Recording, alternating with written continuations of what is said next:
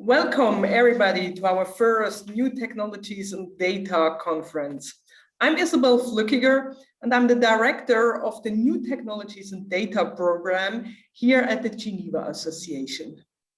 I will lead you today through the conference. Now let's jump directly into the conference and the program. First, some housekeeping rules. You see them here. We are doing a recording. You as attendees are muted per default. And then after each panel discussion, we will have a Q&A. And for the Q&A, you have two options. Either you can press to the Q&A button directly and write down your question. You can do this also directly during the panel discussion, or you can raise your hand and then we will unmute you.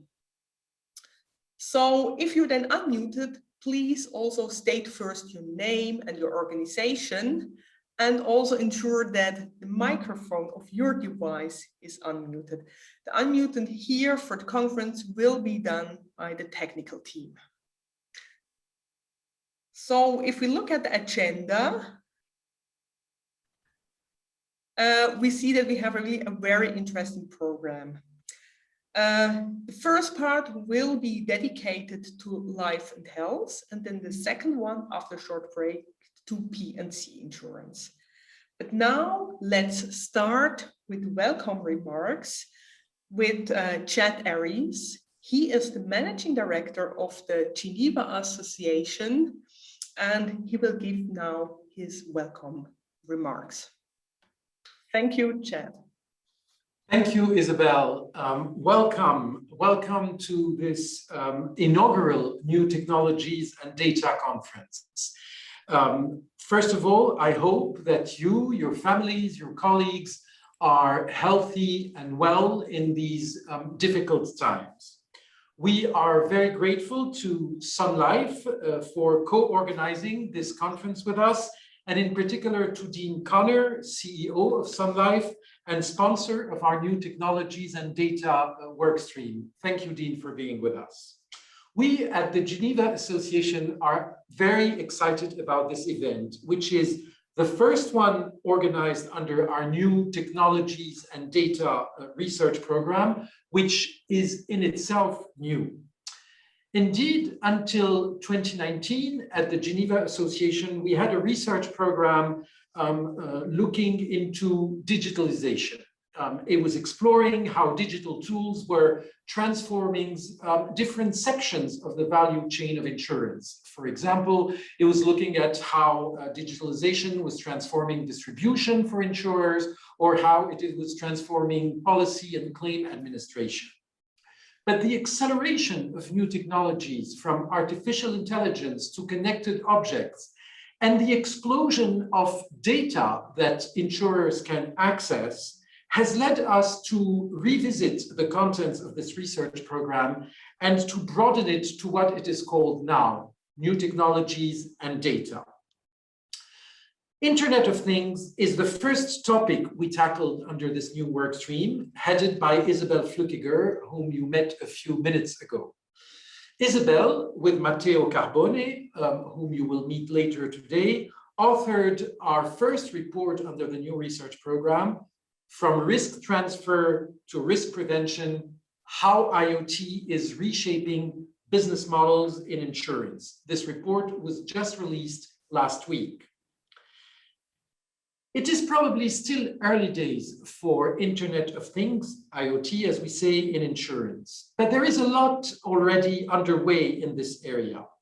The research for this report uncovered an impressive number of successful IoT projects in insurance, which offer valuable lessons from pioneers in the industry and illustrate how IoT can shift the business of insurance from after the fact claims indemnification to before the fact risk prevention. What is exciting about it is that there is more to it than just technology. It truly has the potential to transform the purpose of the insurance industry.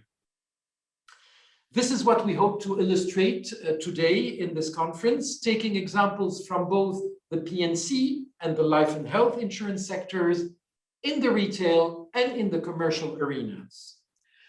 Before I hand it over to Dean, I would like to thank for their participation all panelists, as well as our two keynote speakers, J. Patrick Bewley, founder and CEO of EVO, and Matteo Carbone, founder and director of the IoT Insurance Observatory and co-author of the report.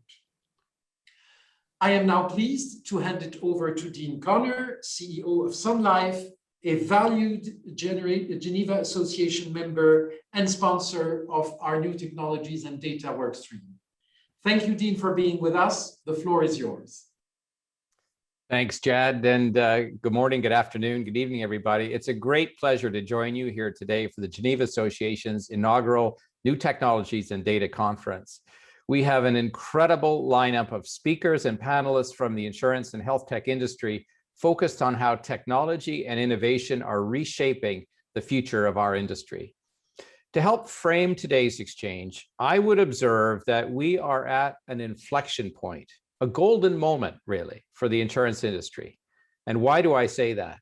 Well, first, the demand for what we do in the industry has never been higher.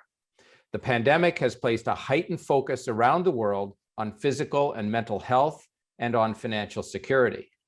And rather than take a backseat to the pandemic, action around climate change is kicking into a whole new gear with a big role to play for all insurers. Second, we must acknowledge there are still too many ways that insurance companies are difficult to do business with, from time-consuming underwriting processes to using jargon and even sometimes clunky sales approaches. So finding ways to combine digital data and analytics with human contact means we can deliver amazing client experiences that are personalized, predictive, and proactive, and we can turbocharge productivity. And provided we respect that line between creepy and cool, there's a lot to like about this. And third, the insurance industry is built on the foundation of managing risk. In many cases, in fact, in most cases, that's meant accepting risk transfer. In other words, paying claims after losses occur. But what if we can actually prevent losses in the first place? What if we can use data analytics and the Internet of Things to anticipate water leaks, to avoid auto collisions or health problems, and design real-time interventions or behavioral changes over time that nudge people in a better direction? Well, that's a game changer. And that's what our panelists will shine a bright light on today. I'll finish by bringing you back to why our companies are in business. Why do we even exist? Well, in one way or another, it's to help people. In the case of Sun Life, our purpose is to help clients achieve lifetime financial security and live healthier lives. Many P&C companies have similar purposes. For example, to help people, businesses, and society prosper in good times and be resilient in bad times. So it's all about helping people, often at their most difficult and challenging moments. And what a great honor that is to be able to do that. But imagine when we can deliver on our purpose even better by preventing losses in the first place. And I can't wait to hear what our speakers have to say about that. So thanks for your attention, and I'll now turn it back to Isabel Flukiger. No, thank you very much, Dean. It's also a pleasure for me to have this conference with co-organizing this with the Sun Life. Now we start with our first session. It's about life and health in insurance. Now we first give the key messages on the findings of the report before we start with the life and health session. So if we look at the report, so here you can download the report, but if we look why you actually should read this report, then you will see, if you have the report, it's really the first kind of such a study where we really had a look at IoT and really specifically the prevention in insurance services. We had over 60 interviews together with Matteo, with insurers, with technology companies, startups, with global organizations and leading academics. And we have really compiled here all the successful cases. So with our report, we want to inspire this transformation. So we have showed all these success cases.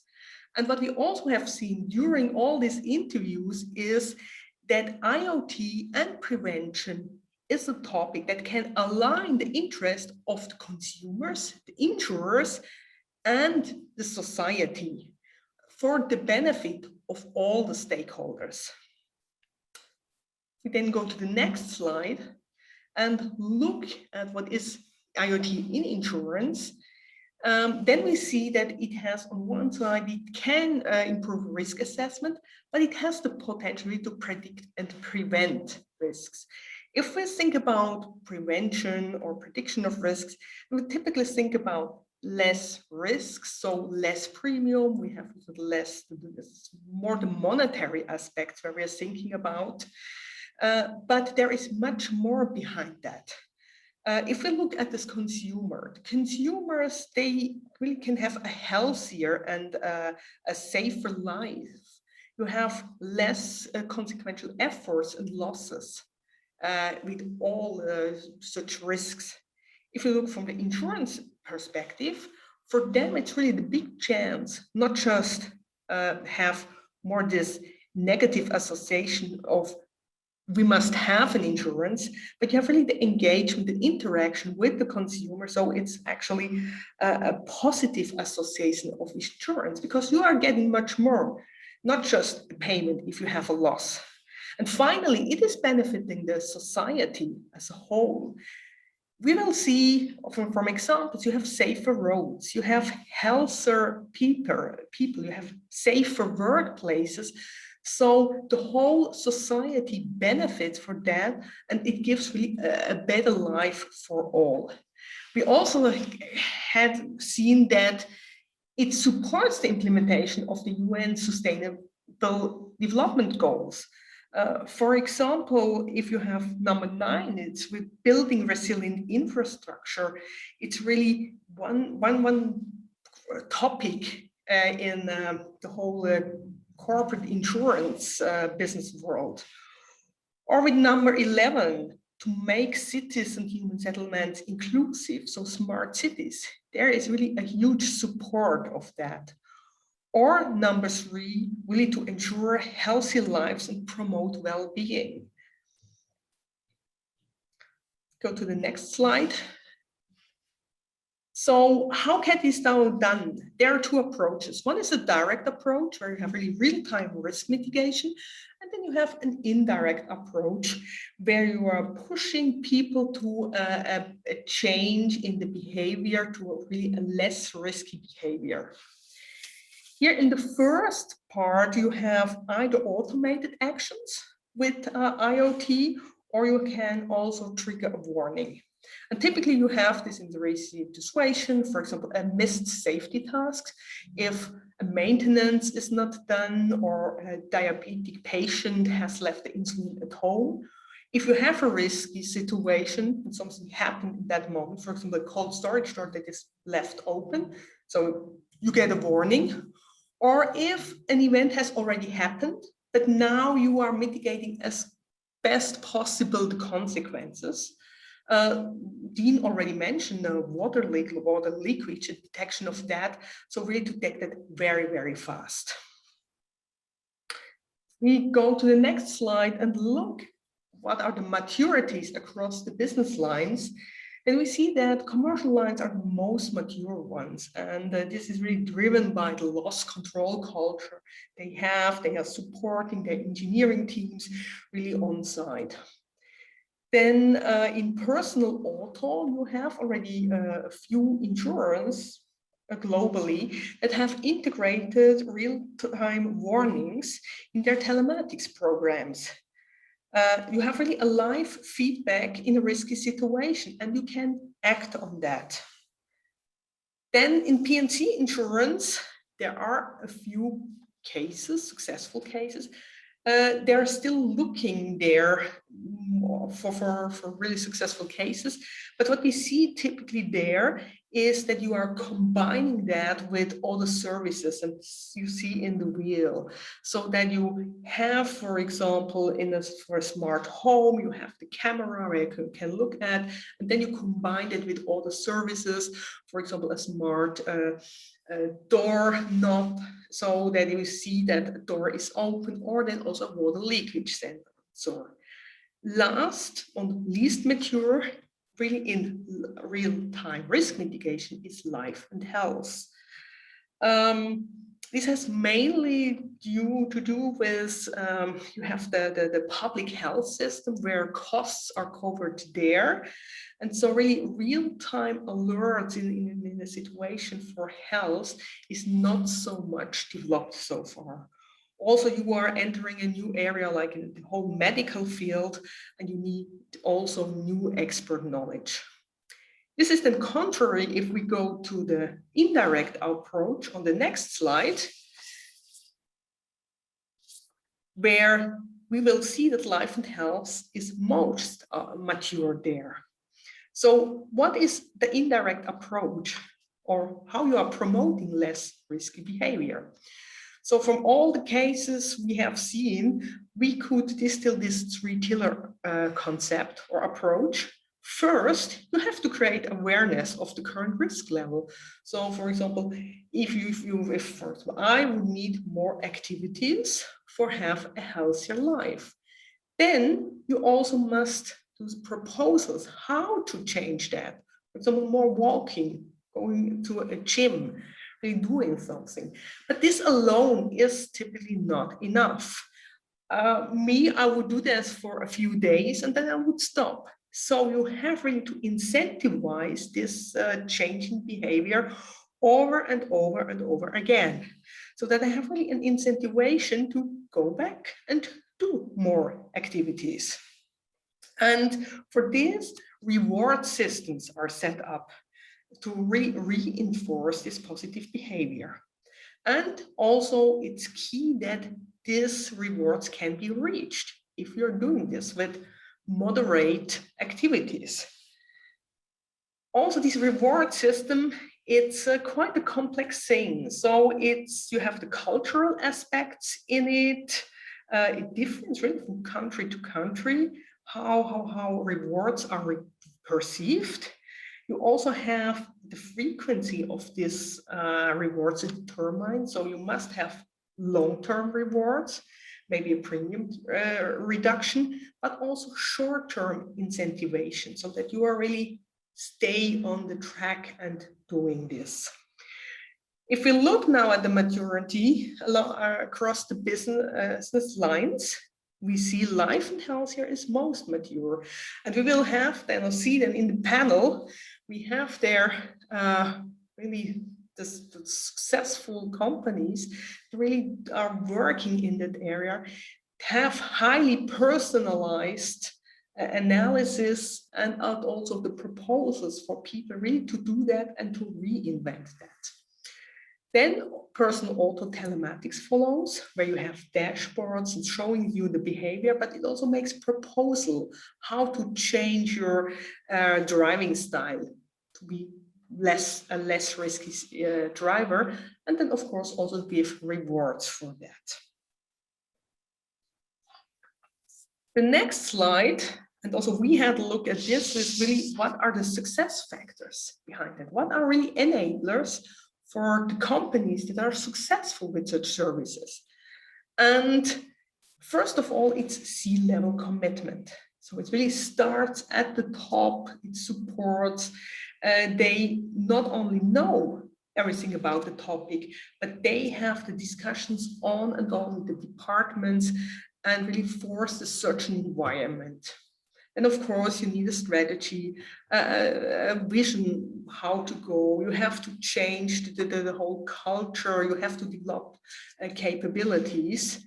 What's really important is to have an effective value sharing scheme with your customer. So the whole thing only works if you, the insurance company, and the customer really partner.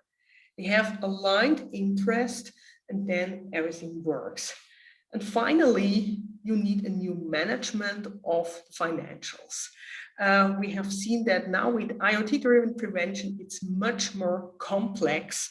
You have a lot of more costs and deductions. You have self-selection effects, a lot of them. You have net costs of IoT devices, cashbacks, rewards. You also have to manage all the partnership in this ecosystem. And also this must be really set up and really managed well. So how to go forward? What is the way forward now for the industry, and not only for the industry, but for the whole ecosystem? First of all the stakeholders, and the stakeholders is the insurers, the technology partners, and the regulators, they must improve the insurance IoT literacy. It's really the insurance IoT literacy. So how to apply IoT successfully in insurance, and with all the aspects we have seen in the previous slide, integrated and also managed. A very important point is also it's a business transformation. It's not just a new service, a new product, it's a whole business transformation where companies go through. And with this, for example, tech companies, they have not to be just a provider of a software. They should really partner with them and co-create new services and also co-create the whole business transformation. And insurance companies are often perceived as boring, not innovative, and maybe also bring not a lot of value. Especially tech companies are thinking that. So we really encourage the tech companies to engage in a dialogue, to really understand the business behind that, to understand the customer base that insurance companies have, and the whole trust that can be built up on that. And with all these stakeholders together, this is really a great way forward. And we have seen that really everybody benefits of that. So with that, I now really hand over to the first session. It's about life and health. And the first keynote speaker is Patrick Bewley. He's the CEO of Evo, and they are really doing highly individualized analysis of people, their needs, their behavior, and really with all the proposal that each and everybody is really individually aligned and also see all the benefits of that. So with that, I hand over to Patrick. Thank you very much to have you here. Thank you, Isabella, and thank you to the Geneva Association for allowing me to participate, and specifically thank you, Isabella and Matteo for thanking me for this.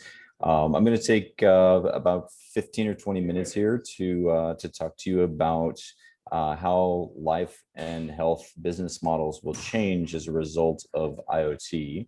I'll spend just maybe a couple of minutes here in the next slide and talk to you a little bit about Evo. So we are now 8.5 years old as a company. We are a data science company at our core. And we have an opinion now about wellness and connected health data for life and health insurance companies around the globe. And it is informed by data, as you would expect of a data company. We've now done this in 27 different countries. And I want to start with this to talk a little bit about what we've learned about people, because I think it becomes important in what we have now learned about what we think will happen in changes to business models. So first and foremost, wellness is a personal journey. That sounds very simple to say, but it is very true. This is a very personalized experience that we all have. I may begin my week in the gym and finish my week in the pub. And so that is a very unique and personal journey, and my behaviors are very unique to me. And people are motivated very differently. Also sounds very simple to say, but understanding that their motivation and determination will come and go as different challenges come in their life is really important. Fundamentally, wellness is a multifaceted subject. It spans not just activity and steps, as sometimes we think about it with IoT in life and health, but it also includes stress and nutrition and finances. And these things are all intertwined. And if any one of them is suffering in some way, typically what we see is that others suffer as well. And that you really must understand the consumer before you act and engage. So this importance of listening is really important. So if we could go to the next slide, I really want to get into the heart of the topic here around changes to life and health. And I owe a big thanks. So as I thought about preparing for this presentation, I took a little bit different approach, and I reached out to a number of industry leaders. So I want to say thank you to Sean Madison, CEO of Vitality Group. I want to say thank you to Paul Rivard, Chief Strategy Officer at EMC, John Sieb, Kevin Morgan, Rhett Weiland from Prudential, Cam Torrenson from EMC, and a number of others, because I really wanted to get a perspective of not just what Evo thought about this, but kind of what the industry on both sides of the Atlantic were thinking about this. And so I owe great credit to a number of contributors to this presentation. And what's interesting about this is I'm going to present some things to you that I don't completely agree with in some ways, but it was the viewpoint of people that are very smart in this space. And some of it is controversial. Some of the controversial stuff is mine, and some of the controversial stuff is not mine. So I want to kind of give you that background.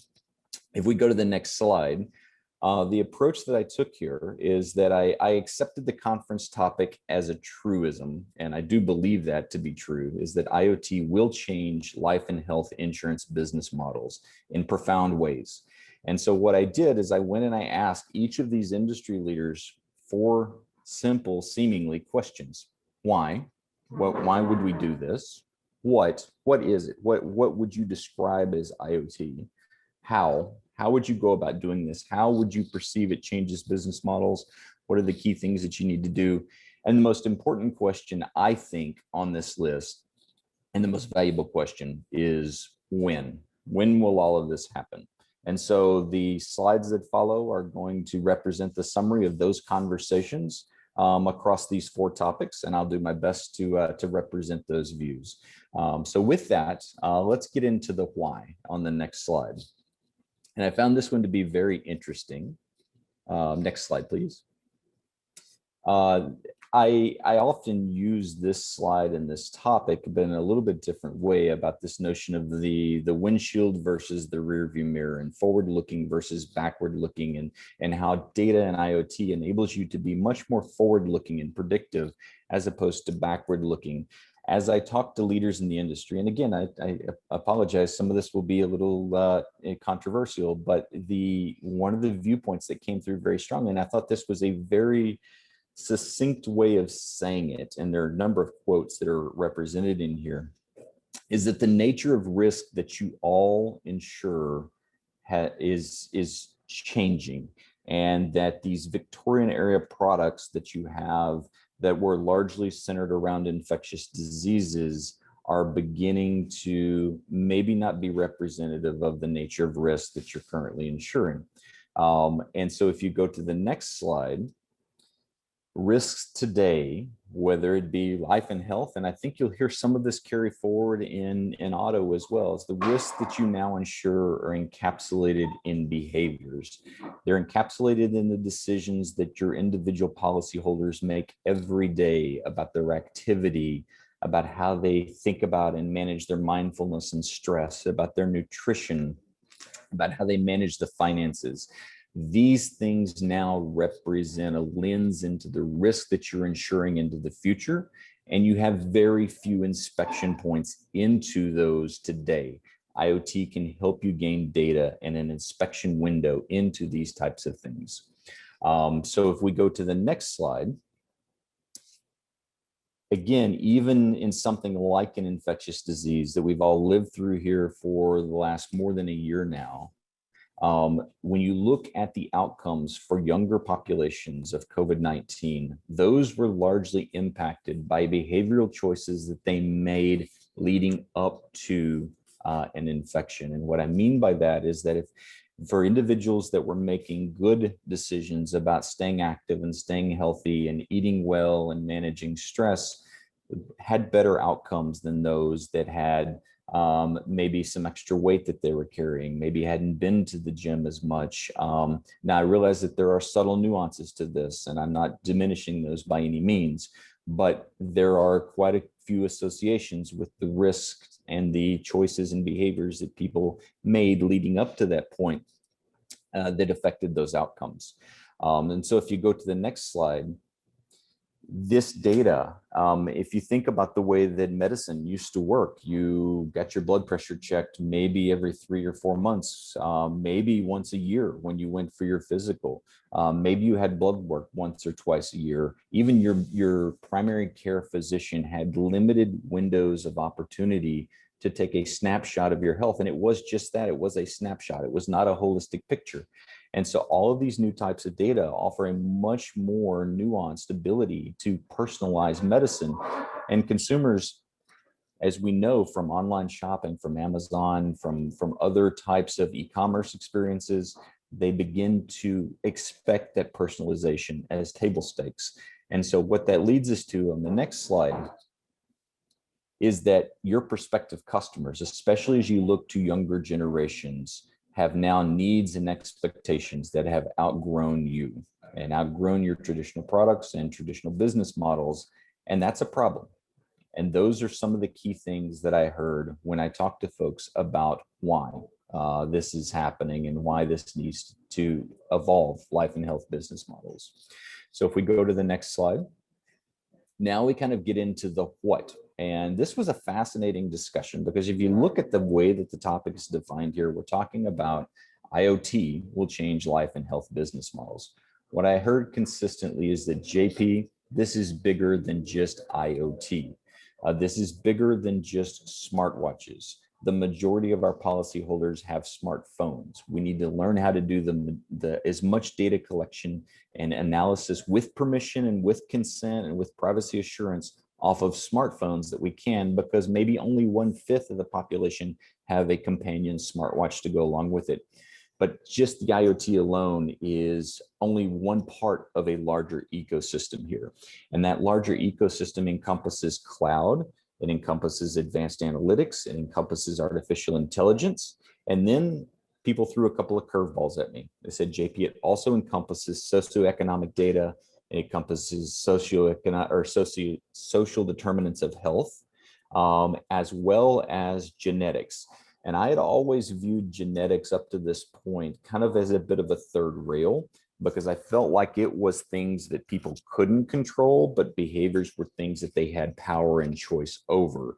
I kind of tend to draw that line. That wasn't necessarily the line that I heard in these conversations. So I want to kind of put that point of view out there. 2 points of view, you make your own decisions about that and what's right for your company, but there were 2 points of view about the role of genetics in that. And I found that to be a fascinating conversation. But this is bigger than just a smartwatch. This is bigger than just a smartphone. You have to have the power and capability to analyze that data.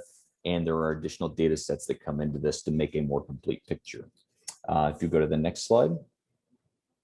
This is where it really, I think, starts to become real. And this gets into the how. And I think too often in these conversations, as we think about life and health, we think about the how in tactics. You know, oftentimes we hear about things like, hey, we should do a program and offer discounts on premium for steps. Hey, we should do a program and offer micro rewards for behaviors. So if I suggest to someone, if I nudge someone and tell them in this moment, they should be a little bit more active, or in this moment, they should do something to maybe take a deep breath and to manage their stress. And if they do that, if they act upon that nudge, I give them some sort of micro reward to incentivize that behavior to start to do habit formation. That's one of the tactics that we think about quite a bit as an industry in this space.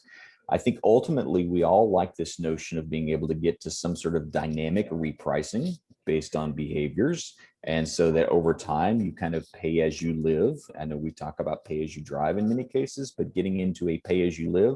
And I realize that that has profound regulatory implications. Some would say that it challenges the nature of what insurance is. And that's a discussion to have. And more, especially as I talk to folks in long-term care and long-term disability, this notion of proactive interventions was important. But I think we can't lose sight of the strategies, is that insurance must become more relevant, more dynamic, and more personalized. We must get into a much more hyper-segmented view of risk, not large pools, but smaller and smaller pools, not units of one, because I do think that defeats the purpose of insurance. And then realizing that over time, customers may move between these hyper-segments in ways that they haven't moved in traditional risk pools. Life insurance remains a product that is sold and not bought. That creates a protection gap, and that's an opportunity that if we can solve that as an industry, it will broaden coverage and it will also unlock margin. Matteo, I know will love this one. It fundamentally is not, this is not about price. This is about changing the type of value that you deliver to your consumer. And one of my favorite quotes that I've bolded here in the bottom of the strategies is that insurance becomes a feature instead of the product. Protection becomes a feature instead of the product. This is about wellness and longevity. Insurance is just the warranty. Again, I love that quote. I think it's a little controversial, but I think it's very powerful and something for us to all strive for. Next slide. Oh, this is the one that I find the most frustrating and exciting and challenging all in one. And this is the when. And I think this is the most valuable question of all of these. This is the view of the industry. And again, I am in somewhat I am shocked by this. And I hope that maybe this is different. But what I heard when I said, okay, look forward to the future. What do you believe? When do you believe this will happen? What I heard was that in the next 12 months, more piloting, more experimentation, but no real movement as an industry. In the next 24 months, we'll start to see bigger transformation projects. There will be more full stack startups that enter the market attempting to disrupt traditional players. And the last one I thought was fascinating because this is the industry telling me this. In the next 36 months is when the real scale will begin. So 3 years before the real scale begins, and that you, the traditional players, not my quote, will lose. I'm not sure I agree with that because you have so much capital sitting on your balance sheets. You should be able to do this. You should be able to win here. But the last bullet point here, I think, determines whether you do or not. And the red's a little hard to read on there. I apologize. 10 years before real scale. I think if it is 10 years before real scale, you may lose. I think you have to challenge yourself to do this faster, quicker, better, and maybe even embrace technology companies that you partner with in more innovative ways. Closing out with a couple of quotes. Next slide. One of the most profound and visual quotes in that discussion about the future that I encountered was from Cam Torrenson, and he said, "JP, I'm worried that we are the frog in the pot of water, and it's getting hotter, hotter, hotter, and before we realize it, we've been boiled." And I really think that is true. Is that the water is hotter than you think it is today, and you've kind of become comfortable with it. And that this is a very powerful visual as you think about how you structure your change into the future.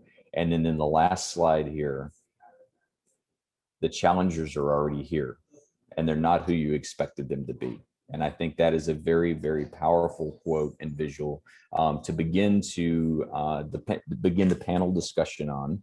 And there are many examples of this and many successful examples of experimentation that are happening in the marketplace today.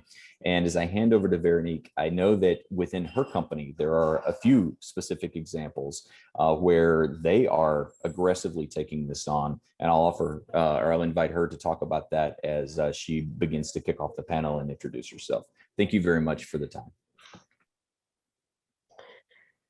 Hi, Patrick. Thank you for a thought-provoking introduction and a good speak on that. So we're going to try to keep the tone and see how that Internet of Things, although at early stage of maturity in life and health sector, is already starting to make a change and what's going to happen in those 3 years ahead of us.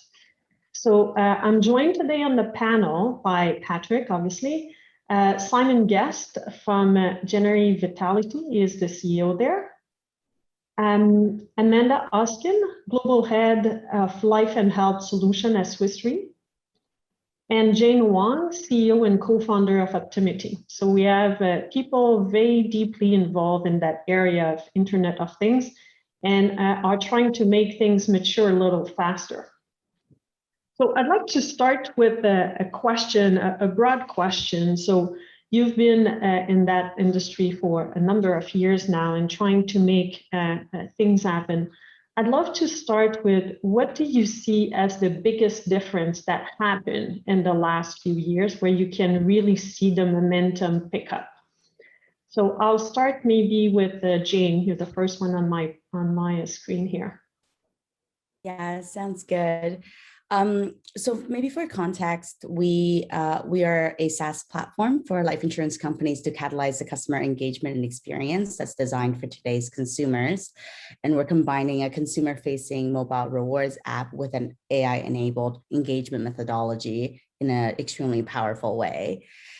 And with that, I got a chance to work with really thoughtful insurers such as Sun Life and 12 other amazing life and health company carriers in their commitment to do prevention and change the way that we engage with the customer.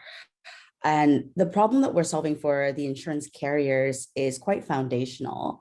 The problem was catalyzed really with the consumers not paying attention and the purchasing habits moving online and the underwriting challenges compounded with the COVID pandemic.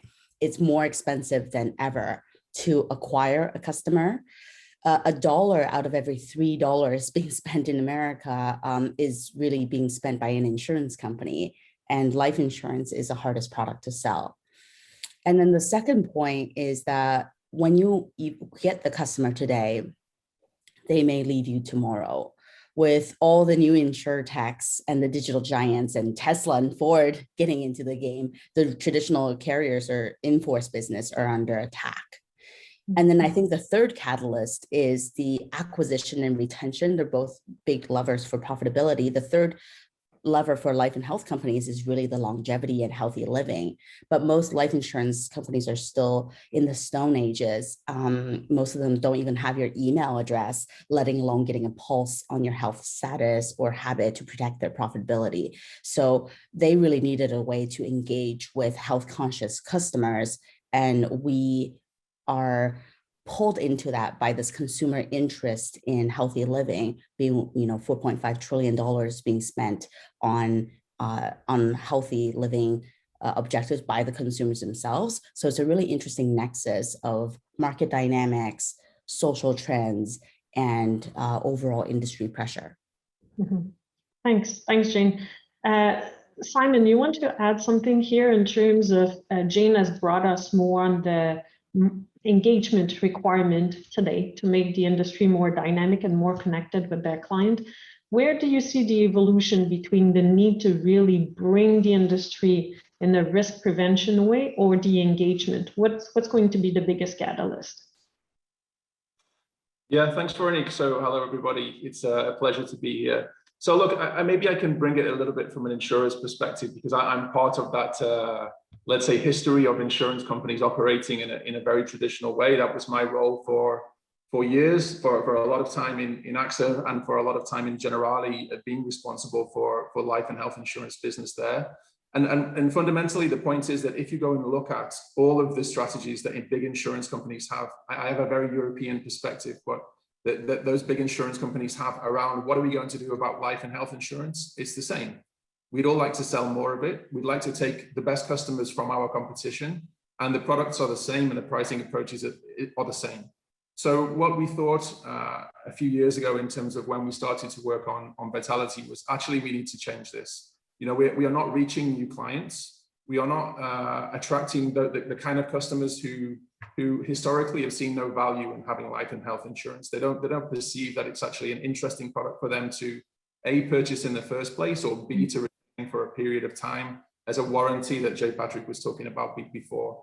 So we thought, look, there's no point going around the same circle again. What's important now is that we try to reshape the way in which we offer life and health insurance to customers by saying, look, yes, we'll be here when you need us as an insurance company, but surely what we can do now is to offer you something with more value. You know, we'll offer you the wellness approach, we'll offer you coaching, we'll offer you a way of understanding your health situation, and we'll offer you some value out of the relationship that you have for us. And hopefully where we will eventually get to that is less focus on price and more focus on the value of that relationship that you have personally with your insurance company. And then yes, your life and health coverage comes with that.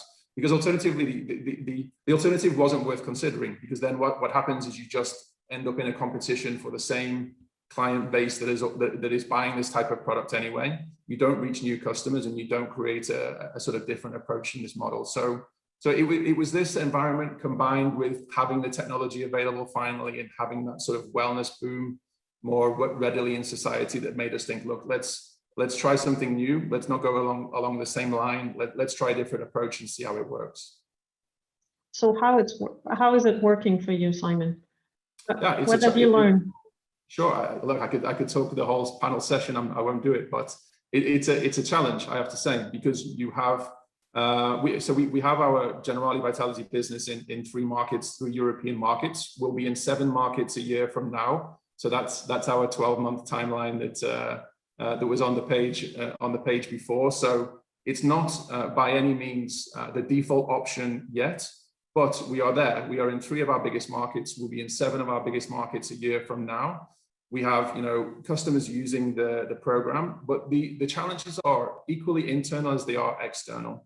So getting an insurance company, a traditional insurance company like Generali, which is very strong, very European focused, strong balance sheets, solid organization, to invest its money and its brand approach on a completely different way of doing a core business is a challenge. Now, it's something that we've done and it's something that I'm proud that we've done, but it's internally a challenge and externally is a challenge too. I mean, Europe is a very traditional marketplace. Data protection regulation is very traditional. Consumer association behavior is very traditional, but distribution is very traditional, right? So that we are still selling the majority of our business through insurance agents. Now that's can be a strength, but you're asking them to change the way in which they've done business for 15, 20, 30, 50 years. But fundamentally, I think what gives us real hope and the belief that we're going down the right line is that when we ask customers and when we see how much they engage in the program, it's really inspiring because they are in the right experience, they will participate and they will engage in the program. And if you are transparent with them about what you do with their data and what value their data can bring back to them, they will participate. So it's really about creating that environment that creates that sort of circle of trust internally and then externally as well. Yeah, that's a good topic, and we're going to come back to that. I'd love to go to you, Amanda, because we and Patrick started with quite a lot of provocation in his speech in terms of how it's disrupting the insurers and the Internet of Things and our way of traditionally thinking about risk. Now, if we're moving to a place where we put a lot of emphasis on prevention and changing behaviors, mean there's less risk to reinsure. So how the reinsurer are thinking about Internet of Things and what's going to be the impact on their role? Yeah, thanks, Veronique. And I'm not sure it's putting less risk. I think to Patrick's point, it's shifting the risk. So you spoke a lot, Patrick, about the fact that it's we're no longer necessarily insuring some of the diseases which today are potentially curable or certainly manageable. To put COVID aside, but the risk is now coming from areas which in the past it didn't come from because we were more focused on critical issues around disease. So I think it's the risk is still there, it's shifting. So how are the reinsurers responding to this? Well, I think back to the earlier question of why do we need to do this? We need to do this because our customers expect it. But our customers up until recently have, and they're not just the insurers' customers, they are the reinsurers' customers as well, although obviously through a business relationship rather than a direct relationship. But individuals today, customers expect now to be realized as holistic individuals that change over time. Again, as Patrick said, we're not a set of clinical factors at the point of underwriting and sale. We are actually a collection of how we live our lives from the point of sale forward. In fact, you could argue the point of sale is the least relevant to the risk.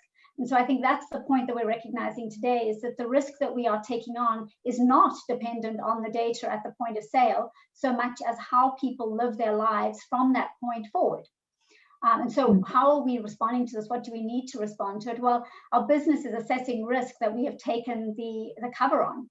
And in order to do that accurately, we have to assess that risk at the point that it's relevant. And that is no longer, nor has it ever been actually, the point of sale. It's more relevant how it evolves over time. And I think it's the proliferation of data now available through things like smartphones, not just data, but credible data. Up until recently, data collected through smartphones was very susceptible to manipulation. Perhaps it still is, but there are now techniques in place where you can register the data as belonging to the owner of that smartphone. So it's the credibility of the data we can collect, the technology that allows us to do that, and the techniques that allow us to link these lifestyle factors to clinical factors. Because ultimately, cardiac and metabolic risk are still the key drivers of death, but they're influenced by risk factors, which we can now assess over time. So reinsurers are still, I think, in very much the same position. It's just the evolution of the risk that we're covering is changing, and the point of how we assess that risk is now available to us where it wasn't in the past. So if anything, we are better positioned to assess the risk. The key that we have to do now is to do that in a way that encourages people to take out protection and not discourages them. We are very susceptible right now to the risk of us looking to collect this data to the detriment of the customer and the benefit of the insurance industry. We've got to make sure that's clear, that that is not the intent. The intent, and I love what you said, Patrick, about, you know, insurance is the warranty, right? People, what we are trying to do as an industry is have long, healthy living people. And therefore, we ensure the risk of a long, healthy living person, not a sick person with a short life or with disability. And it's so helping people to understand that's the case. And as reinsurers, we have a key role, whether it's with the regulators, because there will be a huge regulatory scrutiny on this, that we are there to provide additional protection and support for customers, not more money for insurers or reinsurers. So we have that role with regulators. We have the role of collecting the data. One of the things insurance and reinsurance companies have is a lot of data. Reinsurance companies typically have been the hub of extensive data because we have relationships with so many insurers and other companies. And we have now a responsibility to make that data work for our customers. If it works for the customers, it works for the insurer and it works for the reinsurer. So it's a collective, but we've got to start from having the customer front and center. If they don't get that, and very loud and clear, we won't get what we need to either help them or help ourselves in the industry. Yeah. I'm going to go back, Patrick, to one thing that you mentioned about the need to have a personalized journey and you know, understand behavior, motivation, understanding the different facets of their health journey. And there's kind of two consequences of that is, you know, from an engagement point of view, how are we able to personalize, and then more from a technical pricing point of view, are we able to get to much more granularity? So let's start with the first point. If you look at the level of personalization you're able to achieve and your understanding today versus the vision of what we should aim for, where do you think we are today? How effective are we to really personalize the journey of the client so that we make a difference on their health? It's a great question, and I think some of Amanda's comments here are very relevant. So where we're at on the journey, if you think about the data, even something as simple as heartbeat, where you have, you know, maybe someone who has on average 60 beats a minute, 1,440 minutes a day. What you're beginning to see from these individuals with their consent are literally hundreds and hundreds of thousands of data points every single day. And the ability to react and respond to those in real time as you need to make an intervention is a very complex thing to do. And it requires a tremendous amount of compute power, and it requires artificial intelligence to do. We do see that there are patterns of behaviors. We call them archetypes, where people kind of group into, and what's fascinating to me is that it's more attitudinal than anything. Is I can't, I might, I will, I am, I still am. And that attitude really kind of gives you a window into what you should expect from that individual 10, 12, 14 weeks out. I think as you begin to consume and appreciate that data and you design your programs, you really also have to embrace a test and learn mindset. Because in the early days, we would launch these programs that had these 90-day reward periods where people needed to do something over a course of 90 days to achieve a certain goal. And when we got under the hood in the data and we looked at individual human behaviors, what we saw is we saw people come out and go very, very hard to try to reach the goal, lose interest or lose focus. Life happens, and then get that reminder that they've got 2 weeks left or 1 week left, and then go, and just miss the goal. Well, that's very disengaging, and they pull back from it. And so you have to listen for those kind of signals in the data and evolve your rule sets and your programs. So where we're at on that journey, I think we are, as an industry, we're maybe still only in the first 10%, because getting the data plumbing right and the ability to process it, I think we've kind of started to do that now. Then the question is what sort of underlying learnings does that begin to unlock about human behavior? And there are some truisms that I'm finding in human behavior that are cross geographies and cross cultures. And the quicker we test and learn to those types of things, and then it really all comes down to applying to stimuli. So the first part of your question, I think we're just getting started, but a lot of the plumbing is now there. Remind me the second part of your question. Well, second part of the question is more about from a data point of view, as we get to more personalized data and we are able to understand really behaviors of clients, is how do we use that then to enable the more personalized pricing? And I would extend that question. As we do that, are we creating some challenges and more disparity between socially different strata of society? As we're able to be much more specific, do we create just more dispersion between people that are favorably advantaged in society and some that are less? Yeah, great question and great follow on there. So this is I remember now when I'd commented about something that Amanda said that really resonated with me was this notion, we call it no adverse impact. And what we mean by no adverse impact is that you design and market these programs in a way that it can only benefit the consumer, it can't hurt them. And so what I mean by that is you underwrite someone and the full underwriting suggests that their premium is make up a number, $100. By participating in these programs, by making better choices, by living healthier behaviors, you might pay 90, you'll never pay 110. And so that seems to work very, very well in this asymmetric challenge that you have around encouraging consumers to participate, is this notion of no adverse impact. We know from behavioral economics that people work harder to keep something that they have as opposed to gain something that they haven't had.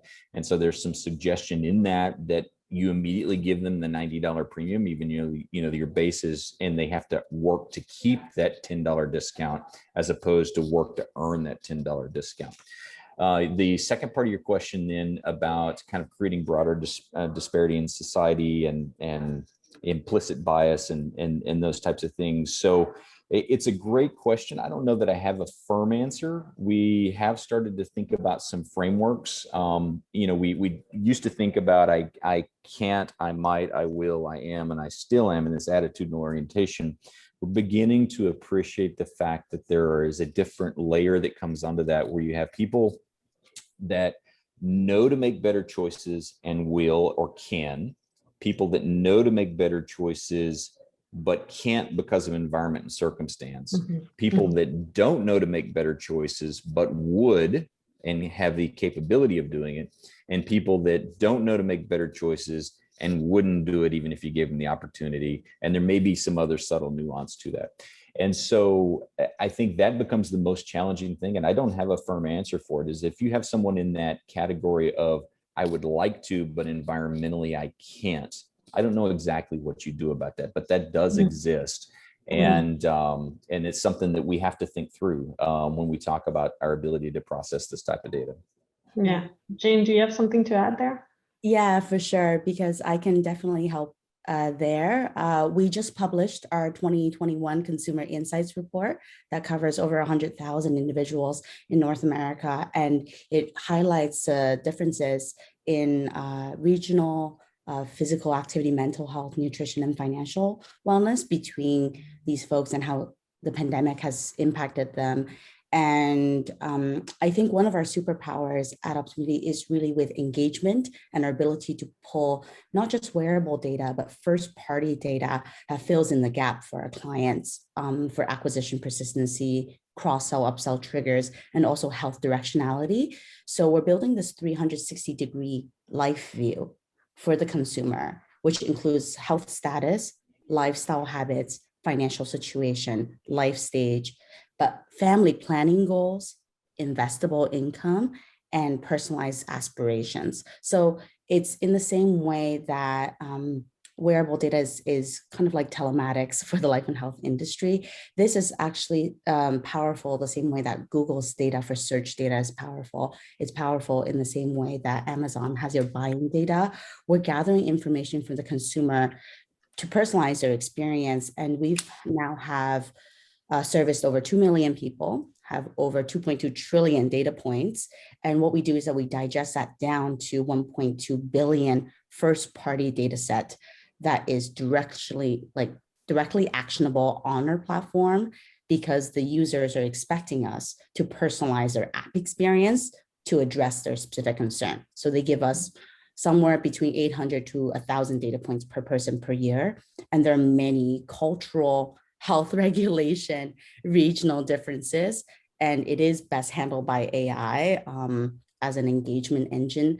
And we've been able to see this is the way that we're able to solve for highly sustained usage over 5 years and handle really difficult regional use cases. For example, like the COVID pandemic vaccination notifications, we're doing it by zip code and postal code. And I've found that across about 2 million people in North America that we track and help with their movement, steps is like the beginning, but we've now are able to quantify a lot of the changes we're making to the people's health. We have 7 published scientific reviewed studies that are between like 30 and 75,000 participants each on this IoT-enabled program with personalized nudges. And we've used it in use cases such as with Sun Life and group benefits to improve back pain as a cost directly related, and looking at how that's changed and reduced paramedical and drug claims by a sponsor.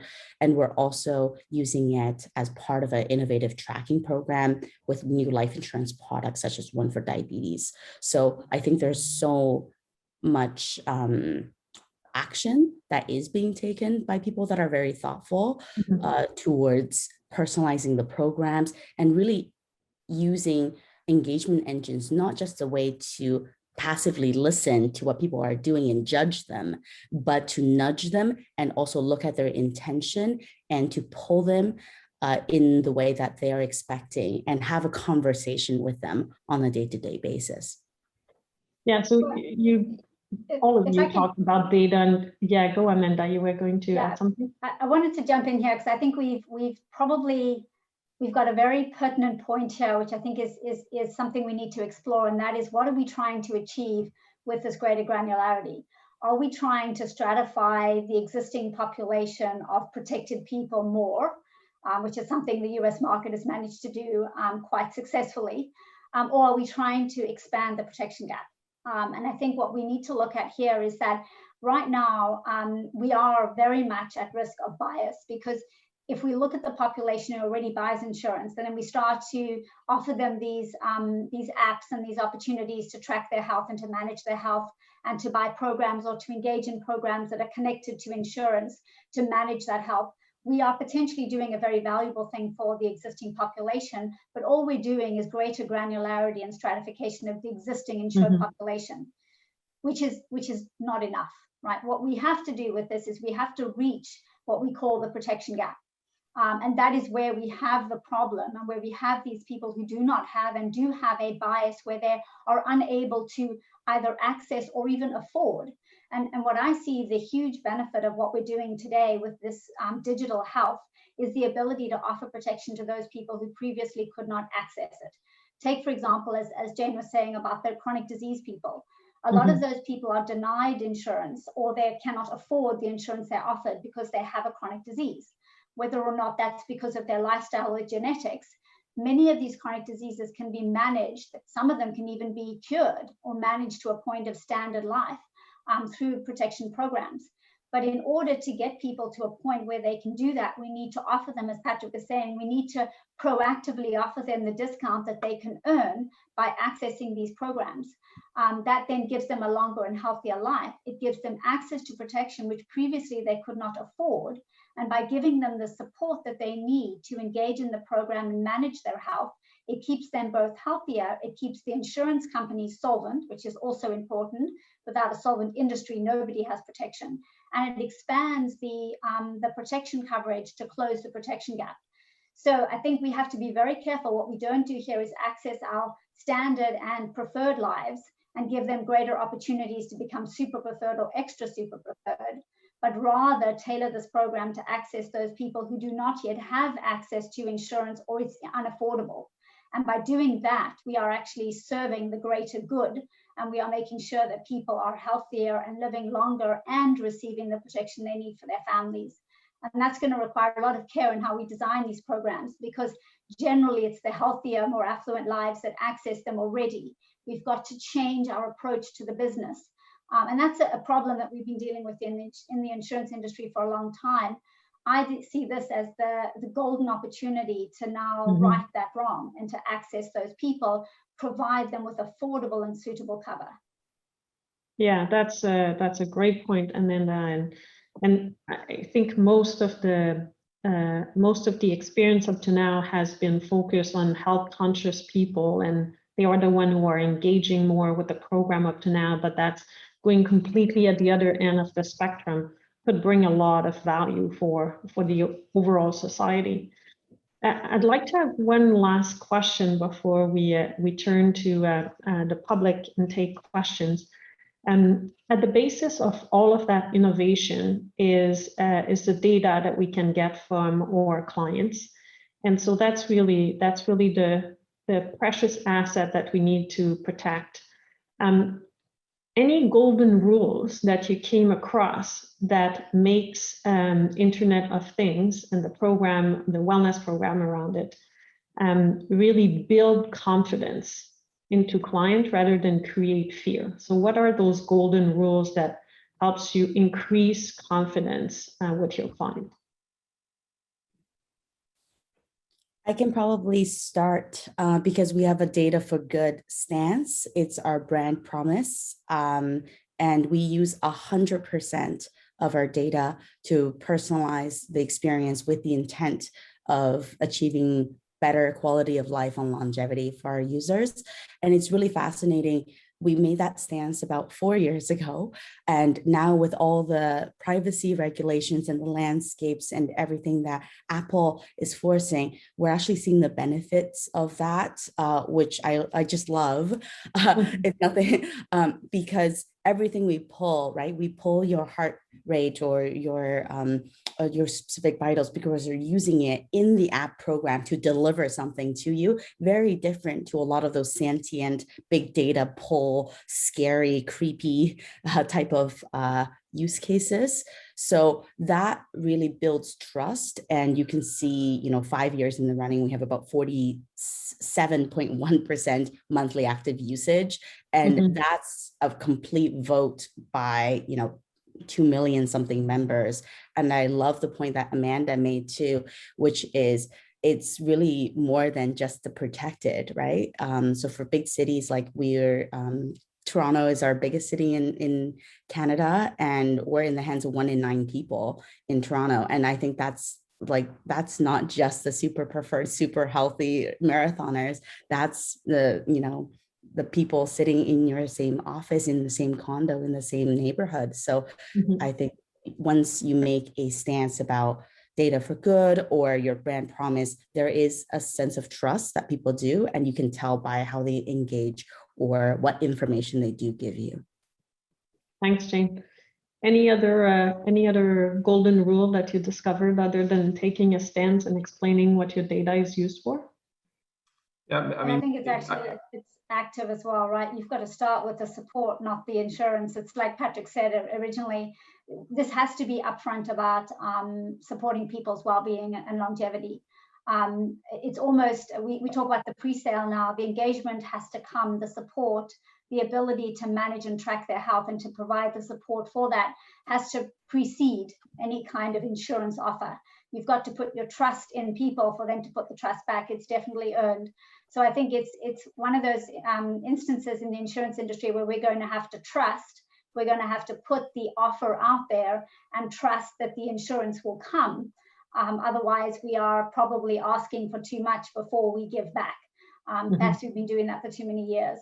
So I think that's one of the key things you have to show as well. It's that the intent of offering the support and help is there almost without the need to buy insurance. And hopefully that will come. Thanks, Amanda. So given time, maybe we'll open it up to questions from the public. Isabel, yes, there are already 3 questions here. The first one goes, I think, to Patrick. It's this 10 years before the scale, the red ones that could be hardly read. So there is the question, do you see this happening uniformly, globally, so around the world? And what is your view about which countries will reach scale first and which countries will be left behind? Yeah, it's a great question. There's a quote, I don't remember who it's attributed to, but the future is already here. It's just unevenly distributed. I think that probably applies here as well. There's a lot of focus on Asia as it relates to these types of programs. I think they have been much more innovative around trying things. Sometimes it's greenfield markets that allow you to do that the quickest and the most. And so I don't think this is going to happen first in the US market. I wish it was, but I don't think that it will. But I do think that the US will wake up and catch up quickly. I believe that it will happen faster than 10 years, whether it's from the industry doing it or whether it's someone else doing it. It's going to happen faster than 10 years. The response to the shutdowns around the world from the pandemic were a fascinating thing to watch from a supplier perspective, where the initial reaction was, oh my gosh, we have to do something now because we can no longer operate in the way that we used to by sending someone into a house to do an evaluation, all these types of things, to a little bit of apathy through the summer and we don't know, we're just going to wait and see what everybody does, to a little bit more apathy in the fall. And then there are some markets now that seem to be really, really hot on this topic. The UK is one. For whatever reason, the UK is very, very hot on this topic right now. The level of enthusiasm could surpass Asia. I do think that the US will move faster than 10 years, though. Thank you. Then there is another really great question. Are there any concerns with regards to source data fraud? This is first on the meaning of an example. A client is, so the customer is attaching the Fitbit to the dog, and the dog is walking and is attaining the goal. So what are there concerns, or how we are dealing with source data fraud? I'll start and then open it up to others. I don't think so anymore. And we actually had a customer's innovation team put a Fitbit on a dog and throw a tennis ball for like half an hour a day just to see if we could catch it. And we did. Gait speed and heart rate and REM, light and deep sleep patterns in your data are such unique fingerprints and signatures to you that it's pretty easy to see that a different person has control over that device. The opportunity for fraud starts at the very beginning, meaning if the wrong person has that device from the very beginning, then the baseline signature will always look like the wrong person having that device. But if there is a change in device at any point along the way, it is very obvious. Yeah, and I think, as well, we've also realized that, fraud in data is not unique to smart device collection. As Patrick said, there's many inbuilt opportunities now to track with credibility. But, many of our data points in the past were collected from just questionnaires and self declaration, and that continues to be a problem, also particularly in Asia. So fraud is not new. It's perhaps changed where it's coming from. But it's something we've had to deal with, and we have many smart techniques to do that. So no, it's not gone away, but I don't think it's a much bigger problem than it was in the past, just perhaps from a different source. Maybe I can add something on that. So I have the same view as the colleagues here. So we practically now for 5 years we've been let's say working with customers who are tracking their activity and their fitness every day with their smartphone or their device.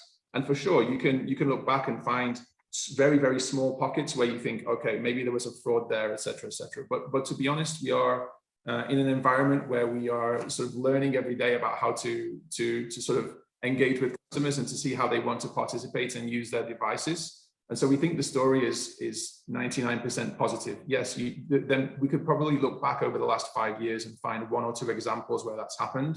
And in the nicest possible way, we don't care. People are participating and engaging in the programs. Where we see more potential issues with fraud is around rewards. So we said at the beginning, one of the main interesting parts of this sort of ecosystem where you ask people to participate and you incentivize them through rewards is that's somewhere where you can, we have experience of seeing it more. But on the data and the device side, it's not something that after 5 years of having this in a few different markets with smartphones, with different devices, et cetera, it's not an issue that we perceive.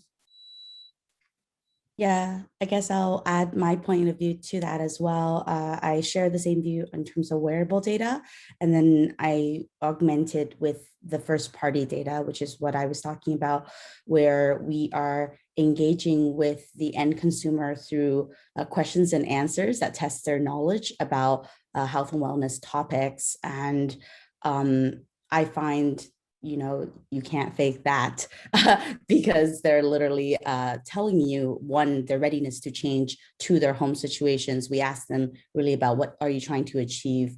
Do you know what type of vegetables is best kept on room temperature? It's a really nice way to teach them something about the topic, to get them to tell you their current knowledge about the topic.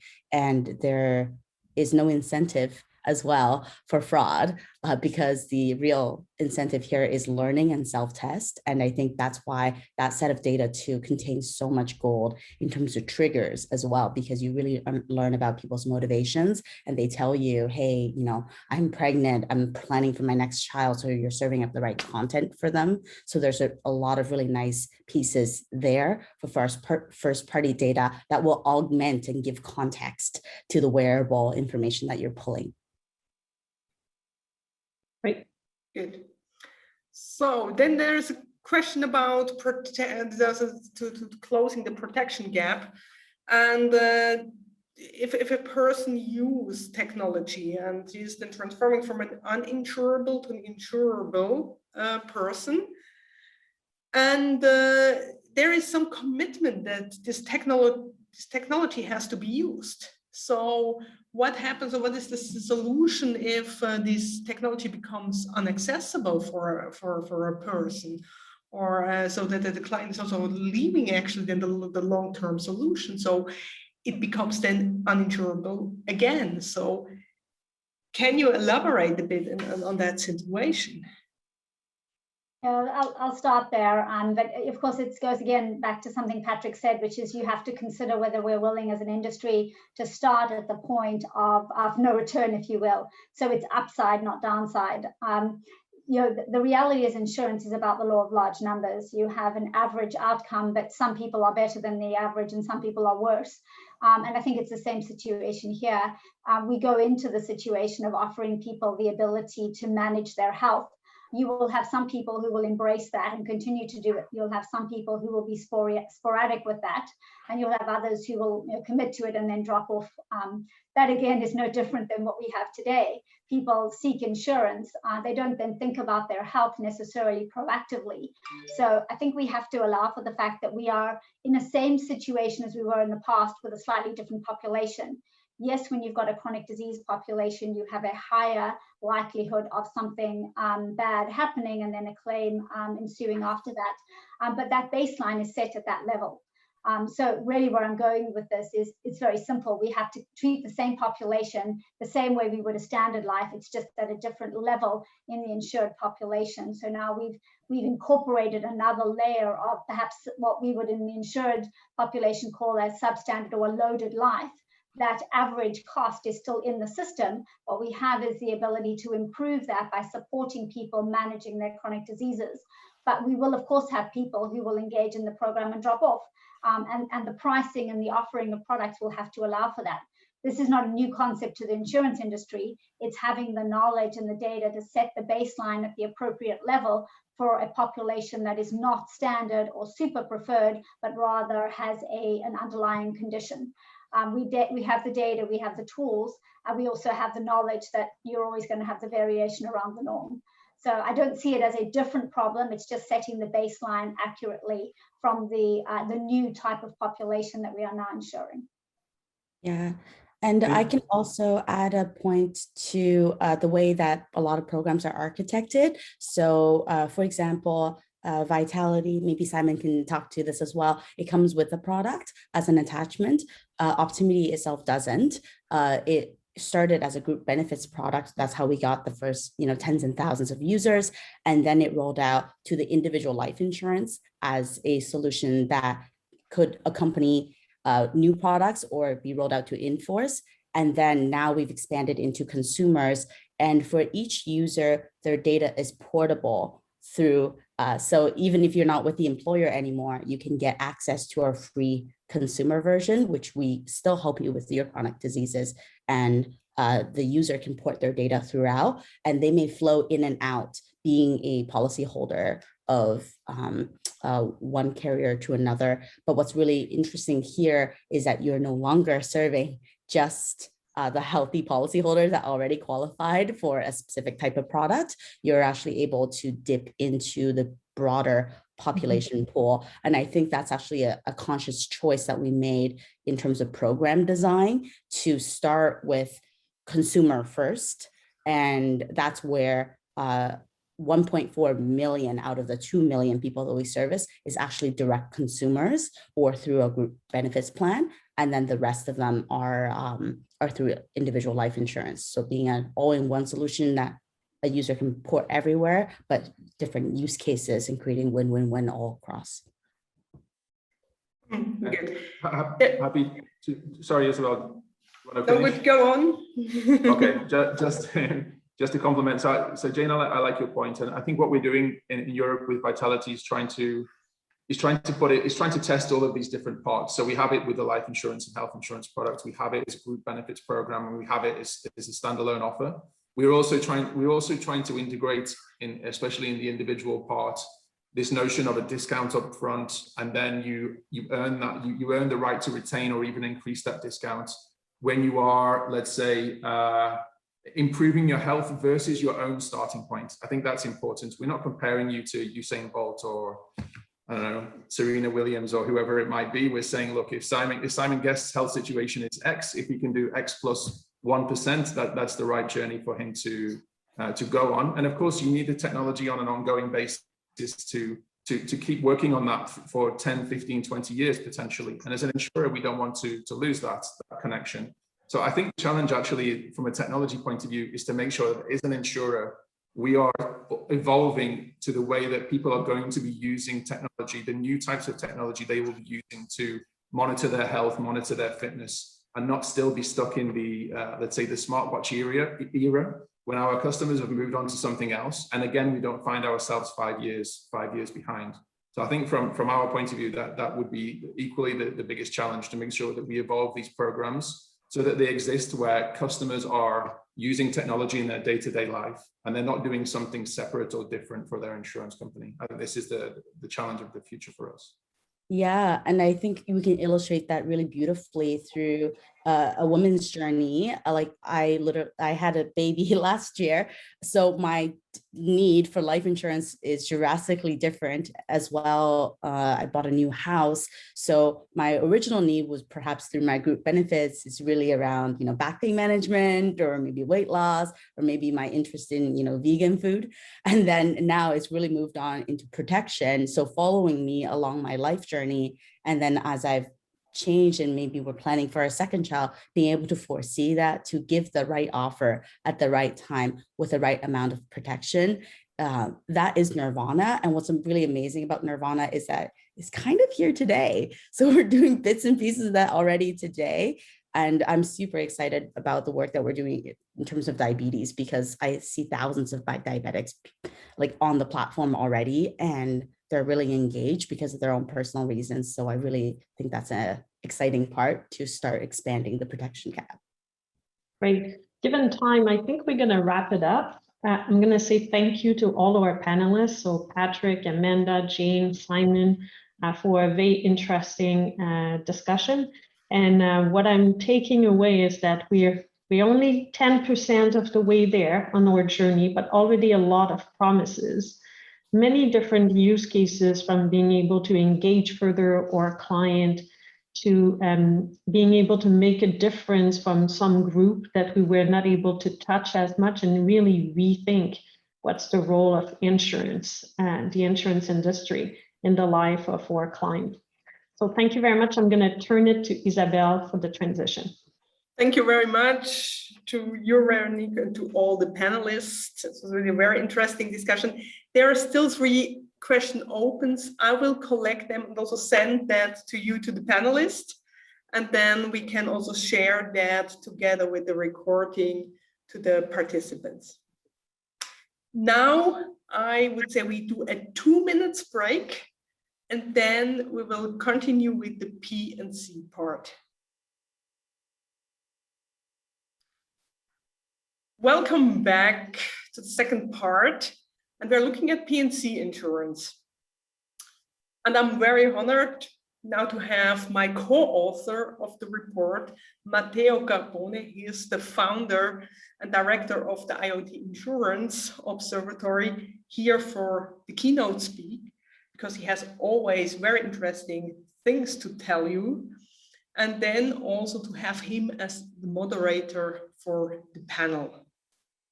So also for the panel there, same as before, we will have a Q&A session. So you can either write in the Q&A tool directly the questions you have, also during the keynote speech of Matteo or during the panel, or then also afterwards raise the hand.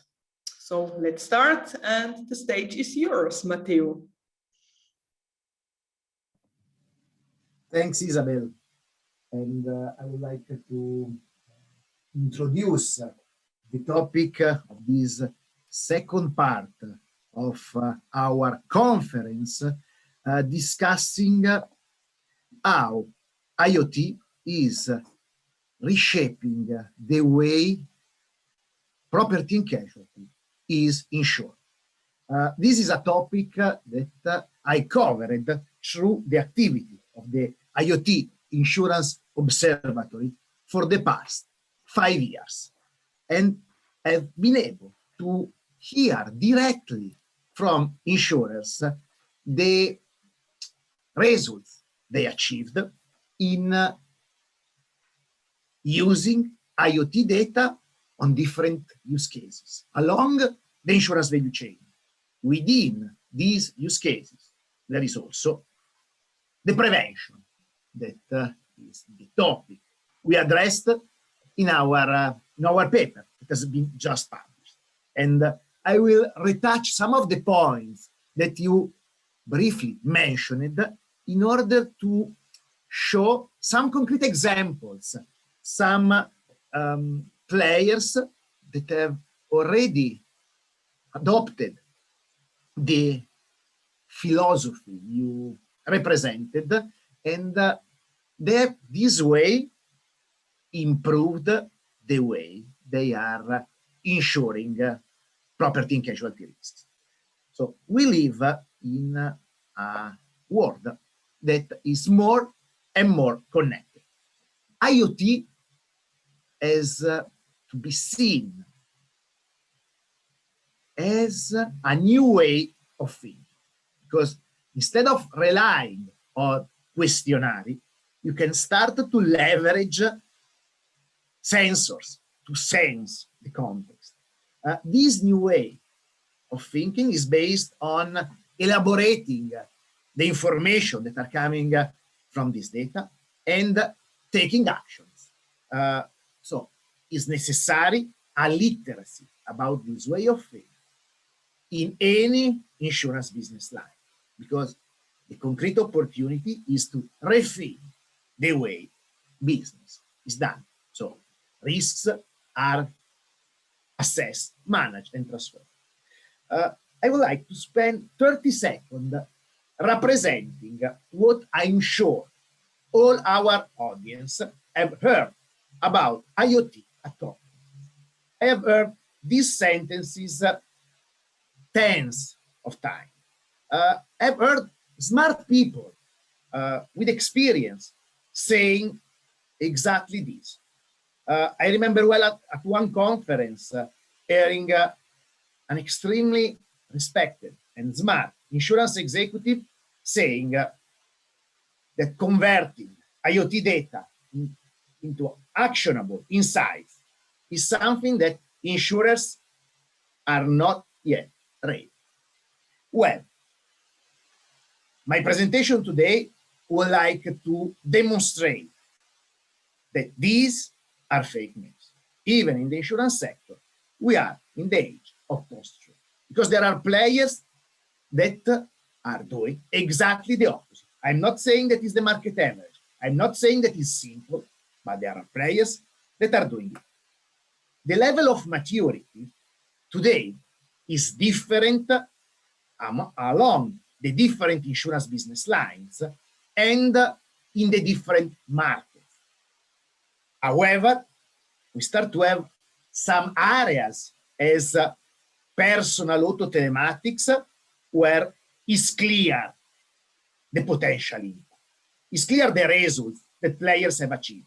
So today, based on the research of my IoT Insurance Observatory, there are more than 22 million cars connected with an insurer. So insurers are already using telematics data for improving the way they are insuring auto. In the past few months, we have heard the CEO of Allstate and Warren Buffett making statements about the usage of telematics data in the US market that highlighted how telematics is a necessary capability today in the auto insurance. We are not talking about the future, we are talking about today. Well, if we move to the usage of IoT in commercial property and casualty, that as shown in my slide before, as today at a lower level of maturity, well, I'm expecting that these pioneers that you see represented in this slide will have many of their peers following their first steps, and in a few years we will hear CEOs of relevant insurers saying the same things we have just heard about personal auto telematics. They will say the same things about the usage of IoT in commercial property and casualty. Why IoT data should be used in the insurance sector? There are different reasons. There are multiple use cases. So contradicting the myth that IoT telematics is only about pricing. There is the continuous underwriting. It's a concrete use case. but there is the opportunity to impact the claim management and to reduce risk. So we are talking about the opportunity to impact the core insurance process. But there are also opportunities to improve the customer experience. So from the customer engagement to new ways to sell insurance policies. And there are also opportunities, and there are real cases of insurers that are selling services. The most recent experiences from some pioneers have showed the opportunity to develop new knowledge about clients and their risks. So, cross-selling opportunities, new ways to ensure current risks, and approaches that address new risks that was not insured before. Last but not least, the opportunity to generate positive externalities to the society. So, using one of the use cases mentioned before, the risk reduction, an insurer that invested in making the streets safer is generating not only a positive impact on its economics, is not only doing something that is good for its policyholders, but is also generating a positive externality to all the society. Focusing on the main area we addressed in our paper, so concrete opportunities to reduce the expected losses. You mentioned correctly that there are two ways. One direct with real-time risk mitigation solution, and one indirect that is the promotion of less risky behaviors. So the first one is a typical archetype of the IoT paradigm. So you have a sensor that detects something, and you have a process that is triggered by this detection that aim to avoid bad things from happening, so to avoid the claim, or try to mitigate the consequence. However, the same data can be used even to promote less risky behaviors. It is about create a culture of safety and reinforcing the positive behavior. So let's see some concrete experiences. In the paper, we represented the case history of Strong Arm Tech, a US startup that is preventing the workers' injuries. This player is acting both on real-time risk mitigation, providing warnings to the single employee, but also providing recommendations to the risk consultant, to the risk manager of the company, to the loss control team of an insurer. So here we see in a specialty line a complete approach that is using a wearable in order to reduce the expected loss. If we deep dive on the first of the two approaches, the real-time actions, we can see already concrete experiences that are in the real world preventing bad things from happening. Augury is avoiding equipment breakdown, detecting the need of a maintenance. Tokyo Marine has introduced in their auto portfolio a solution that is generating real-time warning to the driver about risky situation. The water leak example for homeowners that is the typical use case that the insurance sector has been considered. Recently, in the scouting that my team is constantly doing, we have seen Mercury Insurance in the US, in California, starting to co-finance a smart shut-off water valve that is co-financed by the policyholder. So Mercury Insurance is paying half of the cost of this solution that aim to avoid the claim. About behavioral change, one clear best practice in the US market is Allstate, that is working on all the levers you have described. So they are providing evidences to the driver about the behavior, so creating the awareness about his, her level of risk. They are introducing context to drive the change, to suggest improvements. And they have a digital wallet where each trip is generating, if it's driven well, some cashback. So the rewards that you mentioned. So there is the concrete opportunity to change behavior. Even in commercial lines, we are seeing players as AXA that are using IoT devices to enhance the activity of their loss control team, and insurers as Discovery in commercial auto that are rewarding the single employees for driving well. So in a commercial auto policy where typically an insurer think about the engagement with the policyholder, with the business owner, Discovery has identified as an opportunity to reward the single drivers because the risk is driven by their behavior. What this means from an economic perspective? You are investing in IoT. IoT is expensive. You need to be aware that is an investment.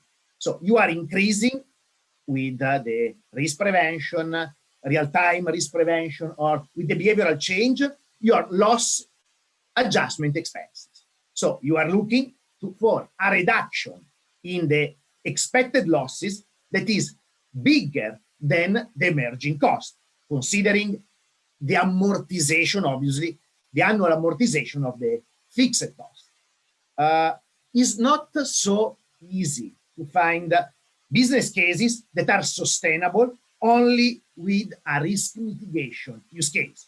So one of the ways insurers, as Mercury that I just mentioned, have created more sustainable business case is asking fees to the policyholders. So asking to co-finance a solution or to pay for services they are insisted about. Looking at all the use cases that I mentioned before, there is a strong opportunity to use the same data, so leveraging the same investment in the technology for enabling more use cases, so for generating more value. If you are generating value, you have room for sharing value. Sharing value means giving a value to your policyholder. This is what is driving the adoption. One example that is coming from the paper that has just been published by Discovery Insure about their behavioral change in the auto portfolio in South Africa. And you can find the paper on my LinkedIn profile published today that show how their best drivers receive in different ways back up to 70% of what they paid as premium. So if you consider what is necessary to obtain these results is to develop a broad set of capabilities. You need to master both insurance IoT capabilities and leadership capabilities. It's not about finding the best connected fit. It's about using IoT data. And it is a strategic choice. It's not only the creation of a product. So all the success stories that I mentioned are based on a strong C-level commitment. I have learned this working with many relevant pioneers that has succeeded in the using of the IoT data and the telematics data, both in Europe and North America, through the activity of my IoT Insurance Observatory. And in the panel that we are now starting, you will hear directly from some of these pioneers what is their experience, what concrete results they have already achieved.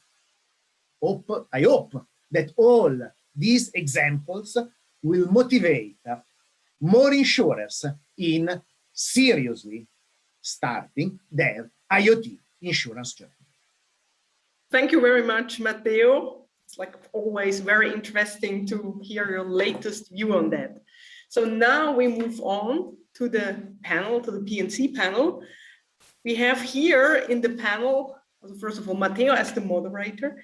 Then we have Hari Palakrishnan. He is the CTO of Cambridge Mobile Telematics and also a professor at the MIT. Then we have Gary Kaplan. He's the president of AXA XL Construction. Precious Nuldi. She is the head of technical marketing at for the Vitality Drive engagement at Discovery Insure. And we have Sean Ringstead, the Chief Digital Officer at Chubb. So welcome all of you to the panel. And now let's start with the first question from you, Matteo. Thanks, Isabel. So I would like to ask to each of the panelists to briefly introduce themselves and to provide an overview of their involvement in the usage of IoT in the insurance sector. So what has been their experience in this area? Gary, would you like to start? Certainly. Thank you. Appreciate the opportunity. My name is Gary Kaplan. I got a degree in chemistry and math many, many years ago. I started my career as a risk engineer, actually, at a company called Industrial Risk Insurers, focused on energy property risks and highly protected risks. I transitioned to underwriting after about 10 years. And then after another 10 years as the head of the energy team, focusing on property around the world, I took a job in the home office as chief underwriting officer. I did a couple of startups. And then I made my way back to running a BU when I took over the construction team. And then after 21 years of working at Zurich, I decided to jump over to a company called Excel, we're now called AXXL. And I did another startup. I started a whole new business unit. We call it a vertical that focuses on nothing but construction companies and construction. About 2017, tech companies started to come to me with all these new ideas, and I decided that there was potential there. And we started to do a series of pilots or experiments with some of our customers, testing out some of these technologies. One of the guys on our innovation team brought this idea of an ecosystem to me in 2019. It sounded fascinating. We moved forward on it, and we've been working on this ecosystem ever since. In fact, our ecosystem has already won 2 innovation awards. So it's been an amazing journey, but I got to say the ecosystem project that we're working on right now is the most interesting thing I've done in my entire career. So it's great to be able to share some of that with you guys today. Thank you. Sina, would you like to be the next?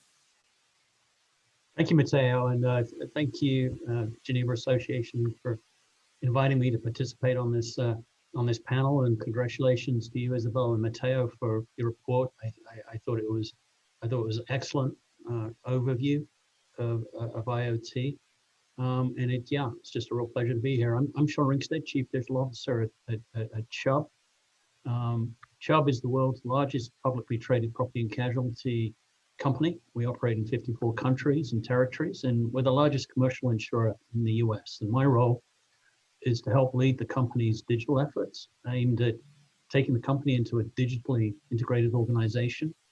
And that increasingly includes the use of IoT technology in our underwriting and our risk engineering practices. We see IoT as a really sizable opportunity for Chubb to offer new risk preventative and mitigation services, right, that spans our personal lines and commercial, property and workers' compensation and life insurance, and to ultimately reduce and avoid losses or help our clients lead longer, healthier lives. And our approach to using IoT as part of our risk mitigation services is actually very consistent with how the report that you put together frames it, and that includes both real-time risk mitigation and the promotion of less risky behaviors. We're in the thick of things in our life and accident and health book, and that was covered, I think, in the earlier panel very well. So I won't go into that, but we're in the thick of that. On the P&C side, it's workers' compensation, as Matteo showed, and we're the top 5 writer of workers' compensation in the U.S. And you think the most common cause of a non-fatal workplace injury, I mean, that's caused by lifting heavy items or trips or contact with equipment, or even transportation accidents. And many of those losses are potentially preventable through the use of wearable IoT, and we're actively piloting that in both operational and construction environments. Through to when you think about consumer and commercial properties and installing IoT sensors in those properties, and those provide real-time alerts. And you can have alerts for water leaks or vibration or fluctuations in temperature and humidity. And those alerts are providing real value to our clients, and they're helping digitize our underwriting and risk management practices in a way that we've not done before. And you can think of a range of occupancies from large campuses to high-rise buildings, even through the private wine collection. So the application here is pretty extensive. So I'm very excited about the opportunity of IoT at Chubb and what it means for us and what it means for the industry and what it means for our clients. Thank you. Harry, would you like to share your background and your activity in the area? Thank you, Matteo. Can you hear me? Yes, perfect. Great. Good afternoon, good morning, wherever you are. Thank you, Matteo, for inviting me and to the Geneva Association for putting this together. My name is Hari Balakrishnan. I'm founder and Chief Technology Officer of Cambridge Mobile Telematics, which is the world's largest mobile telematics provider. And I'm also professor of computer science and artificial intelligence at MIT. And the company started as a spin-off from our research work about a decade ago. And over the past about 10 years, we've worked on a mission at our company, which is to make the world's roads and drivers safer, in particular, focusing on making roads safer by making drivers better. We work with a large number of insurance companies around the world in about 25 countries. We have over 60 enterprise programs with many of the leading insurers around the world, also with rideshare companies, and increasingly with a number of companies focused on what I've been calling the personal safety industry, which is really looking at how to make people understand family safety in the driving context. Most of our partners are in insurance, and I'm sure we'll talk more about that experience in this panel today. Thank you. Last, Precious, would you like to introduce yourself and telling something about the telematics activity that you have led over the past few years? Thanks, Matteo, and thanks to the Geneva Association as well as Isabel. Good afternoon and good morning to everybody, depending on where you are in the world. My name is Precious Nduli. I'm the marketing executive for Discovery Insure. I'm an actuary by training. Discovery Insure is a South African insurer that is part of the Discovery Group. So Discovery Group was founded in South Africa, but currently exists in about 28 markets as part of the Vitality brand, which was mentioned earlier. Discovery is regarded as a pioneer in shared value insurance. And what do we mean by shared value insurance? Is that we identified really 3 trends. The first one, which we have spoken about, around the nature of risk being behavioral. So if you can actually incentivize people to change their behavior, you can actually reduce risk. The second thing is technology actually enables us to measure that risk. And then the third thing, which is important from a consumer perspective, is that consumers are demanding insurance companies to be more socially aware, more socially conscious. So through the Vitality model that started in the 1990s, we were able to incentivize people to be healthier. If you look at Discovery Insure, at the heart of our value proposition is what we call Vitality Drive. With Vitality Drive, we encourage our clients through very compelling rewards to actually improve their driving behavior. When they do so, it leads to fewer claims, which is obviously beneficial for us as the insurer. And then we can pass those savings back to our clients, creating this virtuous cycle that we call shared value insurance. And there's obviously also spillover effects from a societal perspective, because then roads are safer. And you will know that in South Africa, actually, we have one of the most dangerous roads in the world, so with a very high fatality. So the social purpose is really important to us. And when we launched 10 years ago, in fact, today is our exact 10-year anniversary, we had this simple core purpose of creating a nation of great drivers. And so combining those trends, we find creates a very interesting and compelling proposition for clients as well. Thanks. I would like to deep dive the concrete experiences you have experimented in the risk prevention. So many insurers are looking at it. We have mapped these activities and the interest with our research, with the publication that my IoT Insurance Observatory, together with the Geneva Association, has just released.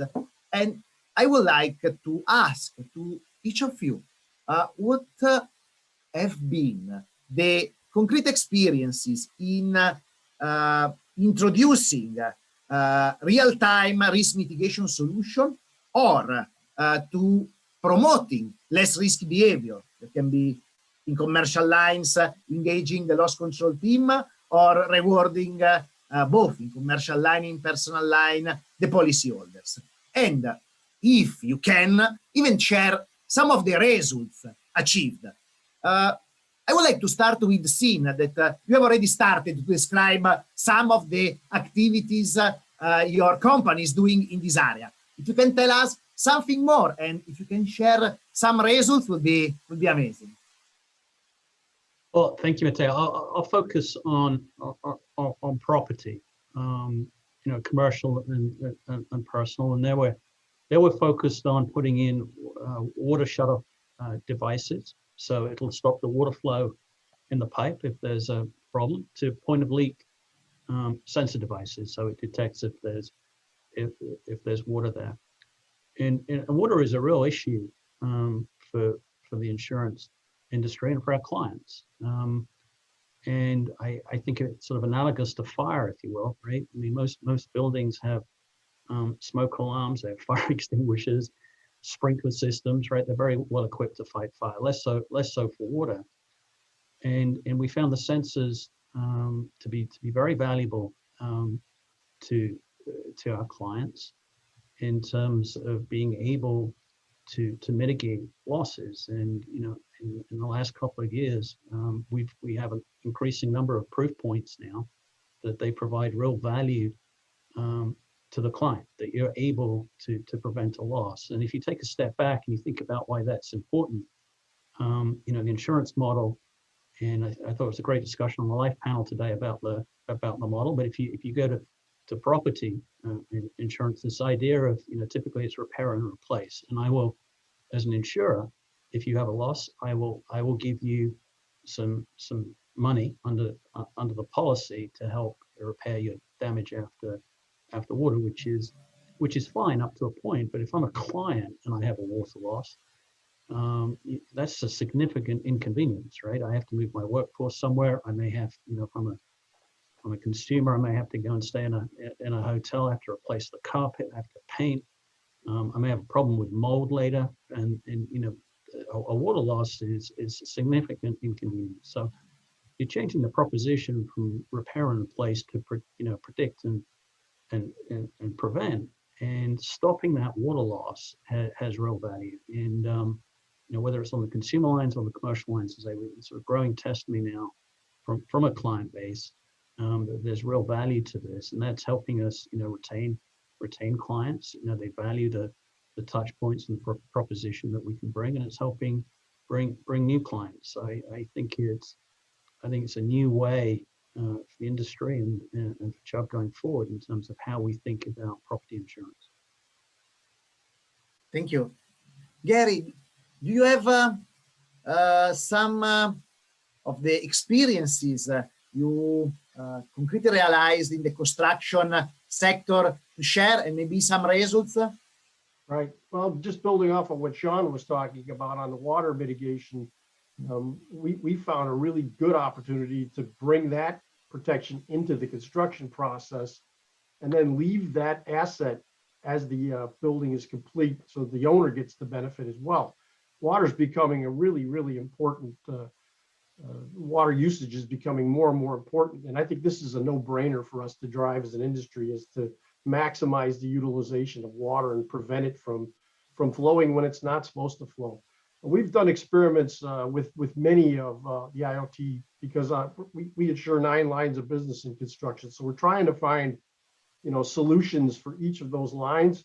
The wearables and the work comp, that we've done pilots with several of the companies that are trying to change people's performance and how they bend, how they pick things up when they go on elevated heights, how they behave. We've done several pilots and continue to do with environmental monitors. We had a really good result at a large risk where they put the monitors in. They monitor 8 different atmospheric conditions. They detected high levels of carbon dioxide as well as a rising temperature and more dust. And lo and behold, they went to the sensor, found that someone had left a lift in an enclosed room. It was overheating and running when it shouldn't have been. And so I think we prevented property loss as well as probably an injury to somebody who would have come into that environment. We're doing things with telematics. We're doing things with telemedicine. We're trying to figure out the whole contract review process for a professional liability.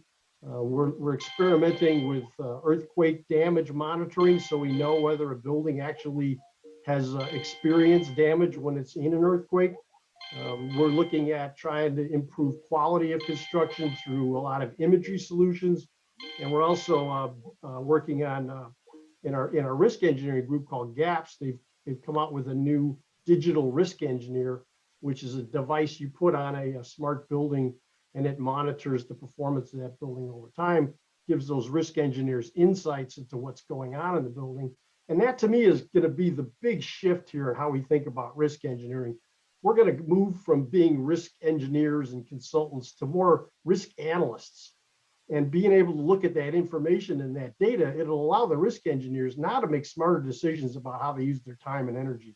They can go to the facilities that need the most help based upon what they're seeing through the dashboards that are being created through these IoT sensors. It'll maximize the utilization of the consulting skills.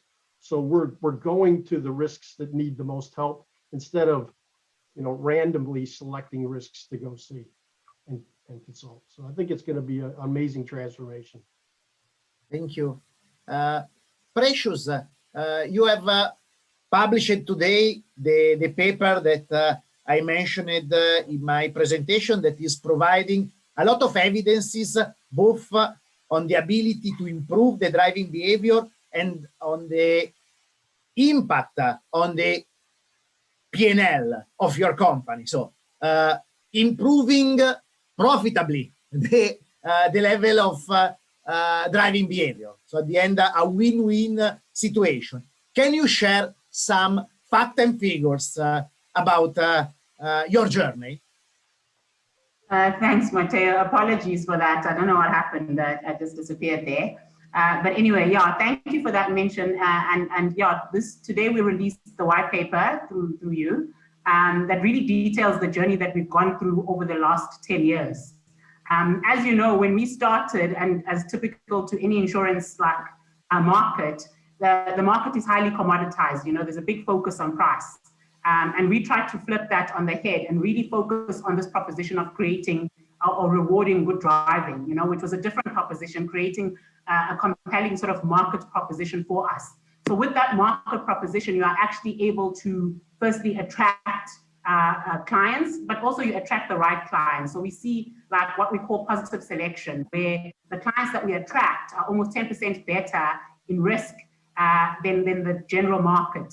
In addition, once we attract them, we see an immediate improvement in driving behavior. So within the first 30 days, we see a 15% improvement in driving behavior. And what this means from a loss ratio perspective, because we grade our clients, so our clients, we award them with points, and therefore you can be a blue client, which is sort of our worst drivers, up to a diamond client, which is our best drivers. And what we see from a loss ratio perspective is that our best drivers almost have a 70% lower loss ratio than our worst drivers. And obviously that leads directly to the bottom line from an insurance perspective. If you can have those loss ratio savings, you can actually impact your bottom line. In addition, what we've seen is that rewards actually stay for longer as well. Now, you will know in insurance, persistency is a big issue. You know, in our market, people shop around for a new insurance policy every year. The minute they get an increase, they shop around for insurance. But when we overlay rewards, we see that people who earn the highest rewards at the highest band, greater than 500 Rand, have almost a 90% lower lapse rate than people who don't earn rewards at all. And so if you improve the lapse rate, that also improves your profitability. So we have a better loss ratio than the market. We have a better lapse rate for our good risks, and we are able to attract good risks. So that formula leads to great outcomes from an insurance perspective and really hits the bottom line. But as we said, we're also providing benefits to consumers as well as society. Thanks a lot. And I advise all our audience to go to my LinkedIn profile to find the complete paper where you are articulating these KPIs. Ari, I would like to move to you that I know that your company has been the tech enabler of the journey of discovery since almost the beginning. But you have done also experiences in other markets. So can you share with us some comparison in what you have seen as impacts in changing the behaviors and providing both a prevention to the policyholders and a value for the insurance company? Well, thank you for that question. So first of all, I think Precious covered the key results very, very well in terms of what a good program should be seeing in the marketplace. By way of comparison, I think one thing we have learned is that it is not a one-size-fits-all proposition. What you want is a platform that allows for a large number of different types of experiments to be done, both in terms of understanding what makes an individual improve and also what makes a group of individuals or perhaps even a particular business improve. So an example might be some people are motivated by insurance discounts. But if you take kind of my daughter as an example, my daughters don't like pay for their insurance. They have no idea how much it costs, but they might be potentially a risk element. And so what may matter more to them are rewards that an insurance company can provide on a frequent basis so that they get to be better drivers. Some people are not financially motivated. Some people are motivated by just personal challenges. So being able to issue personal challenges and tie together how that person improves might be needed. Some other people are motivated by competitions, by just looking at how they perform against other people. And so there's many different ways in which people respond. I think a key is a good platform that allows for that level of personalization. In fact, even for an individual, the motivating factor may change with time. I think one of the things that we've learned is it's important to have these types of experiments that are done in order to see good results, of the sort of results that that Precious described. Now, in some places, that level of experimentation, of understanding how to motivate people is not as advanced as in other places.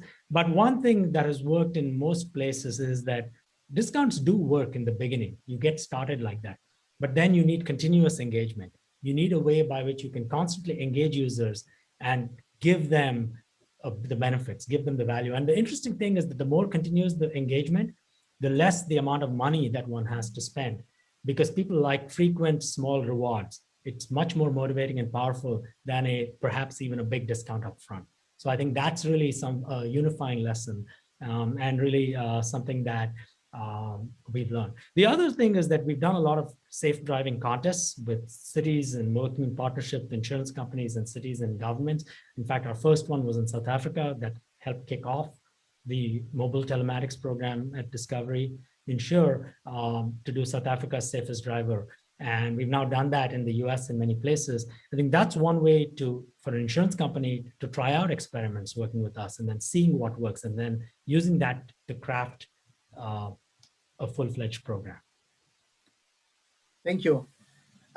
Before addressing eventual questions that we have from the audience, I would like to do a last round of the table, asking to all of you two elements.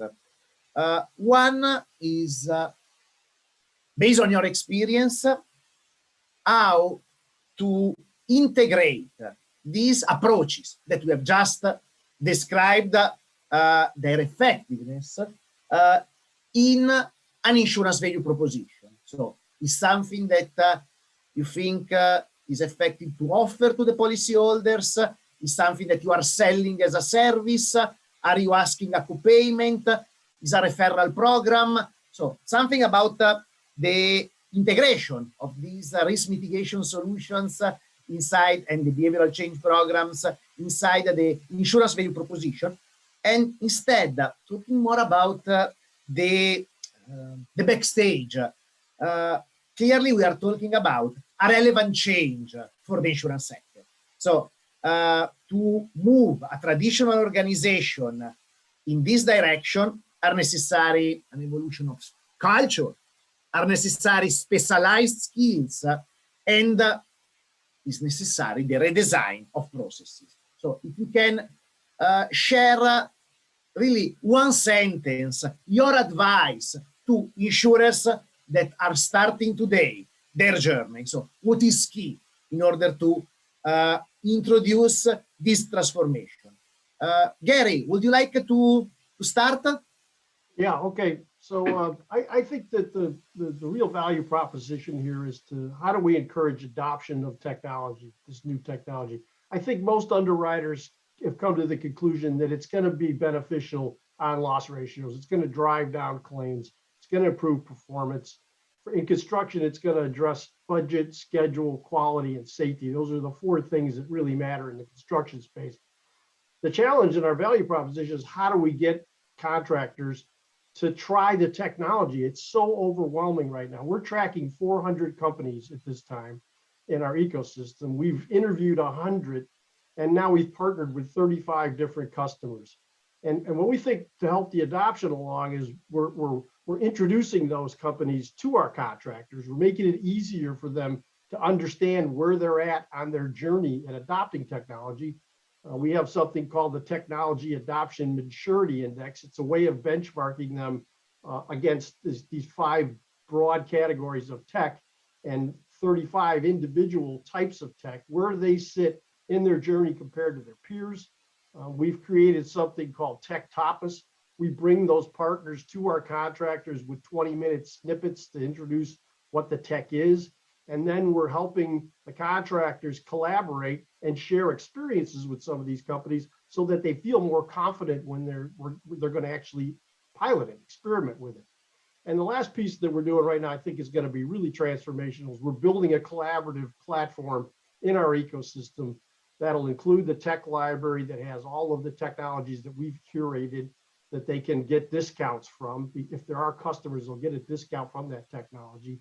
We're allowing them to connect with the technology companies, view videos that we've shot of those tech tapas. We've built an innovation roundtable. There's about 30 customers. We kicked it off last week that all want to talk to each other about their experience with technology and in this journey. So in my mind, it's all about encouraging adoption. The last piece that I think is really important, I think Sean touched on it a bit, is how do we start to morph the products that we offer to push the adoption? The insurance companies can't pay for all of it because there's so many more benefits other than loss ratio.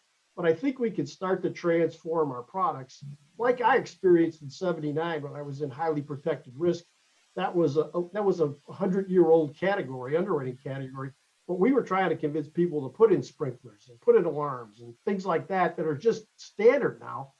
In construction, we're at that inflection point. How do we get them to start adopting tech that'll impact what we charge through underwriting categories and how much it costs to insure that risk? We've got 2 out there, highly protected projects, and we just recently came up with one on mass timber that views that as a better underwriting category than frame, which is what the marketplace was viewing it at. So it's, it's really helping us with our vision to successfully build and rebuild North America. We got a D-. And the only way to do that is to make sure we maximize every dollar that's spent on construction. It's got to be done effectively and it's got to be done efficiently. And I think this whole focus around technology and ecosystems is a way of us maximizing the money we need to spend to bring our country to a better rating.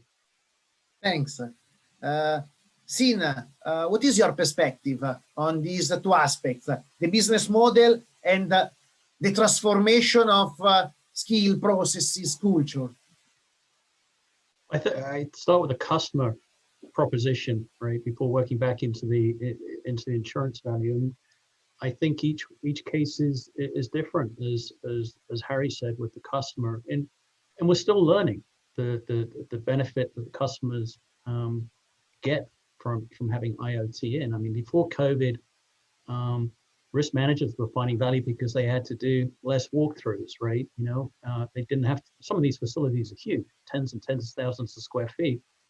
And so on a cold Sunday morning, they didn't have to be at the remote location checking on a boiler because it's protected.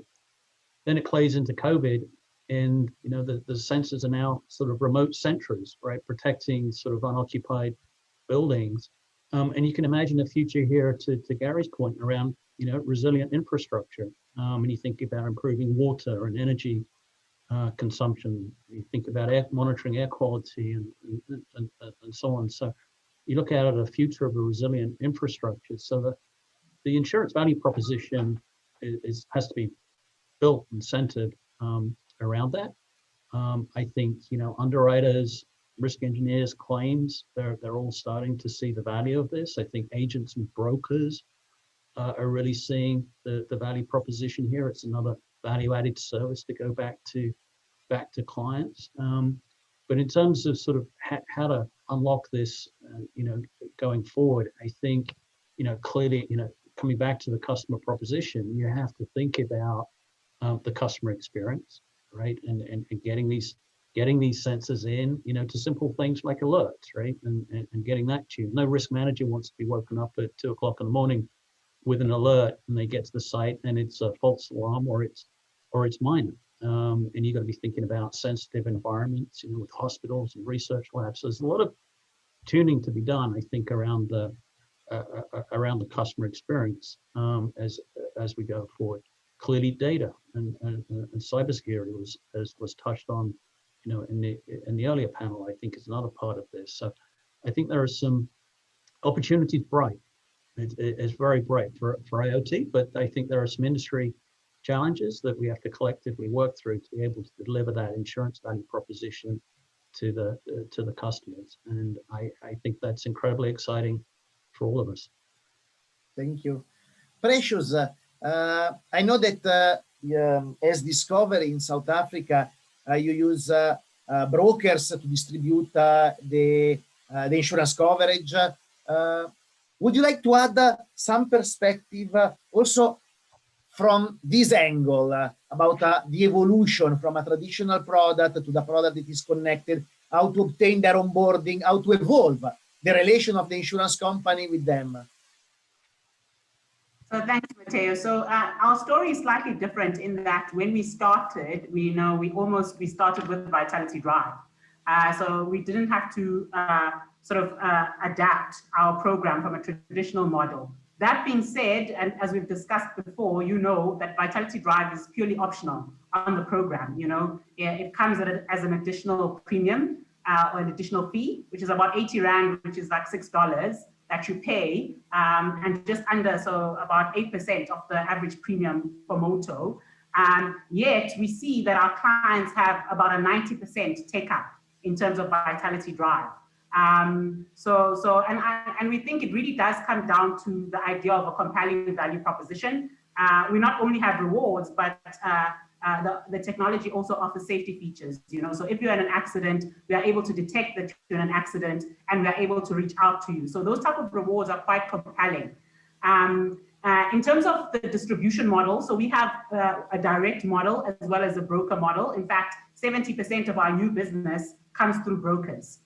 So a big part of this is getting your distribution channel also aligned with the model. And what we've seen is that brokers who actually are clients themselves have a higher engagement rate. You know, they are able to better sell the product in terms of the features because they've used it themselves, they've benefited themselves. So you definitely need alignment from a distribution perspective, and particularly people who can be clients themselves. But we've seen incredible adoption rates, and we think it's just the power of the model. As you know, we constantly innovate in terms of rewards, structuring different rewards, and in terms of frequency. And as Harry said, it's not the size of the reward, it's really what appeals to the customer. So we have discount on tires, we have discounts on Uber for driving at night. We have, you know, various rewards, a few cashback, obviously, which is our headline benefit. So it really is around creating that value proposition and constantly adapting it. And then the business has to be committed. As you know, it is an intensive business model. It does add to your cost, you know, running a telematics function, purely the telematics cost itself, but also the back end. You know, you need a call center to manage, you know, queries from clients, etc. You know, system development. So you have to take all of that into account, but the benefits outweigh those costs in terms of creating a differentiated proposition. Thank you. Ari, before moving to the Q&A, I would like to have your brief comment about the difference in the speed you have seen from different insurers, different markets. So what is key in transforming a traditional insurer? What you have seen effective in enabling this transformation? Yeah, I think that what we believe in most is the power of collaboration and partnerships. I think that you know, tech companies like us, in close partnership and collaboration with insurance companies, is the way in which you make that that change happen. So I think that success is, in my view, directly proportional to the degree of collaboration and spirit of partnership. So I think my advice, if I may be so forward as to provide one to insurers, is to partner with companies who can bring IoT, AI, behavioral science, etc. to you. Companies with a partnership-oriented mindset. We believe CMT is one of those companies.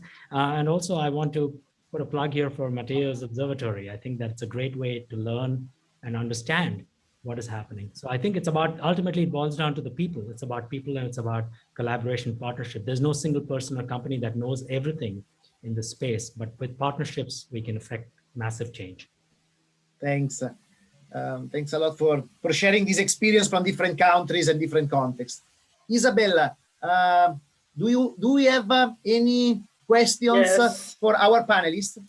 Yes, so we have only 3 minutes left. So the first is, so for each question, 1 minute. First is about IoT in the area of a NatCat or in the area of climate losses in the space. How can IoT be used there? Any comment from the panelists?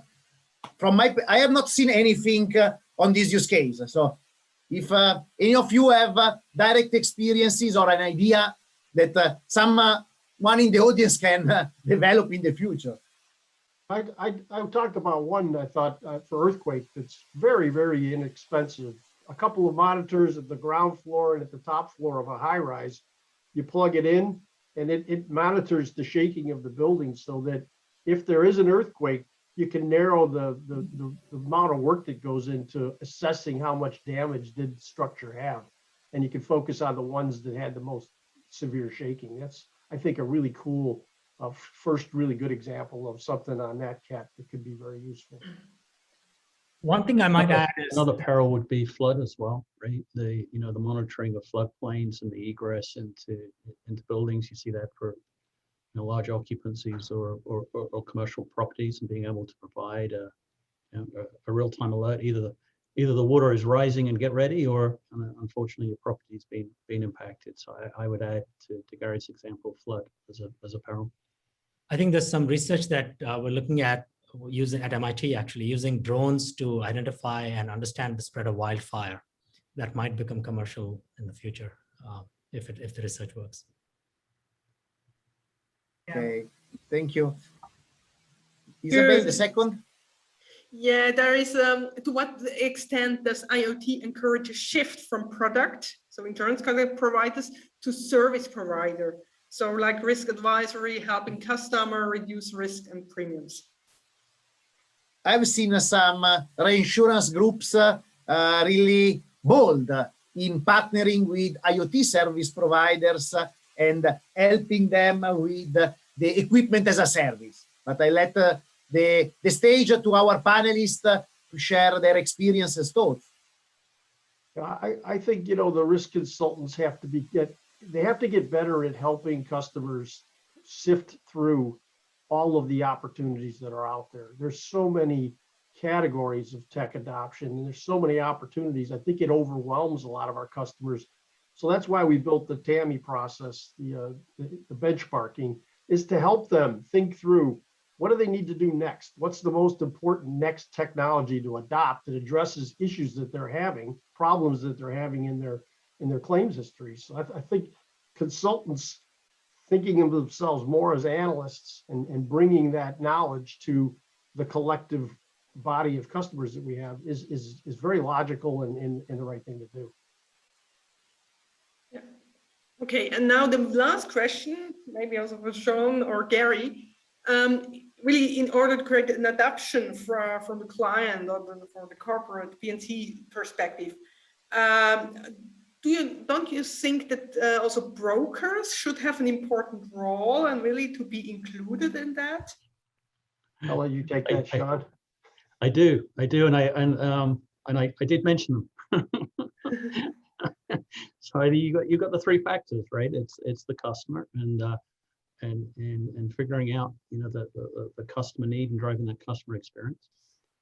Agents and brokers, I said, I think it's very important, right? It's an important part of their toolkit to be able to provide these value-added services to clients through the carriers, right? And making sure that they've got the underwriting and the risk engineering expertise to deliver on these things. I think you need all three of those parties engaged in this for it to be successful. So absolutely, yes.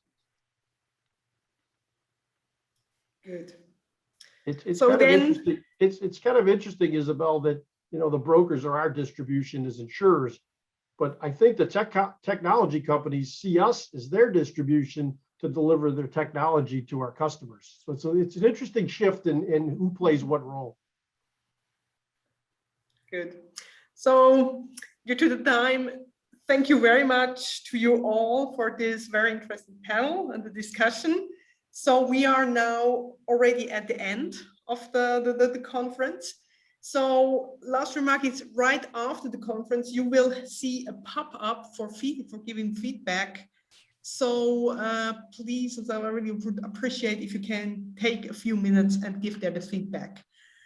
And then I really would like to thank to Sun Life and Dean Connor and Veronique for really co-organizing that, for doing the moderation here. And I also would like to thank you, Matteo, for the cooperation during the report, also co-authoring that, for having here the keynote speech and being moderator. I also want to thank Patrick for the first keynote speech, then to all the panelists for these very, very interesting discussions that we have here. So thank you very much. I hope to all the participants that you have enjoyed that. It's recorded and you can see it again. And for the questions, the first panel that we couldn't answer, I will go back to the panelists and ask them the question and then send that to all participants. So thank you very much. Have a good day, have a good afternoon, have a good evening. Thank you very much. Bye. Thanks. Bye.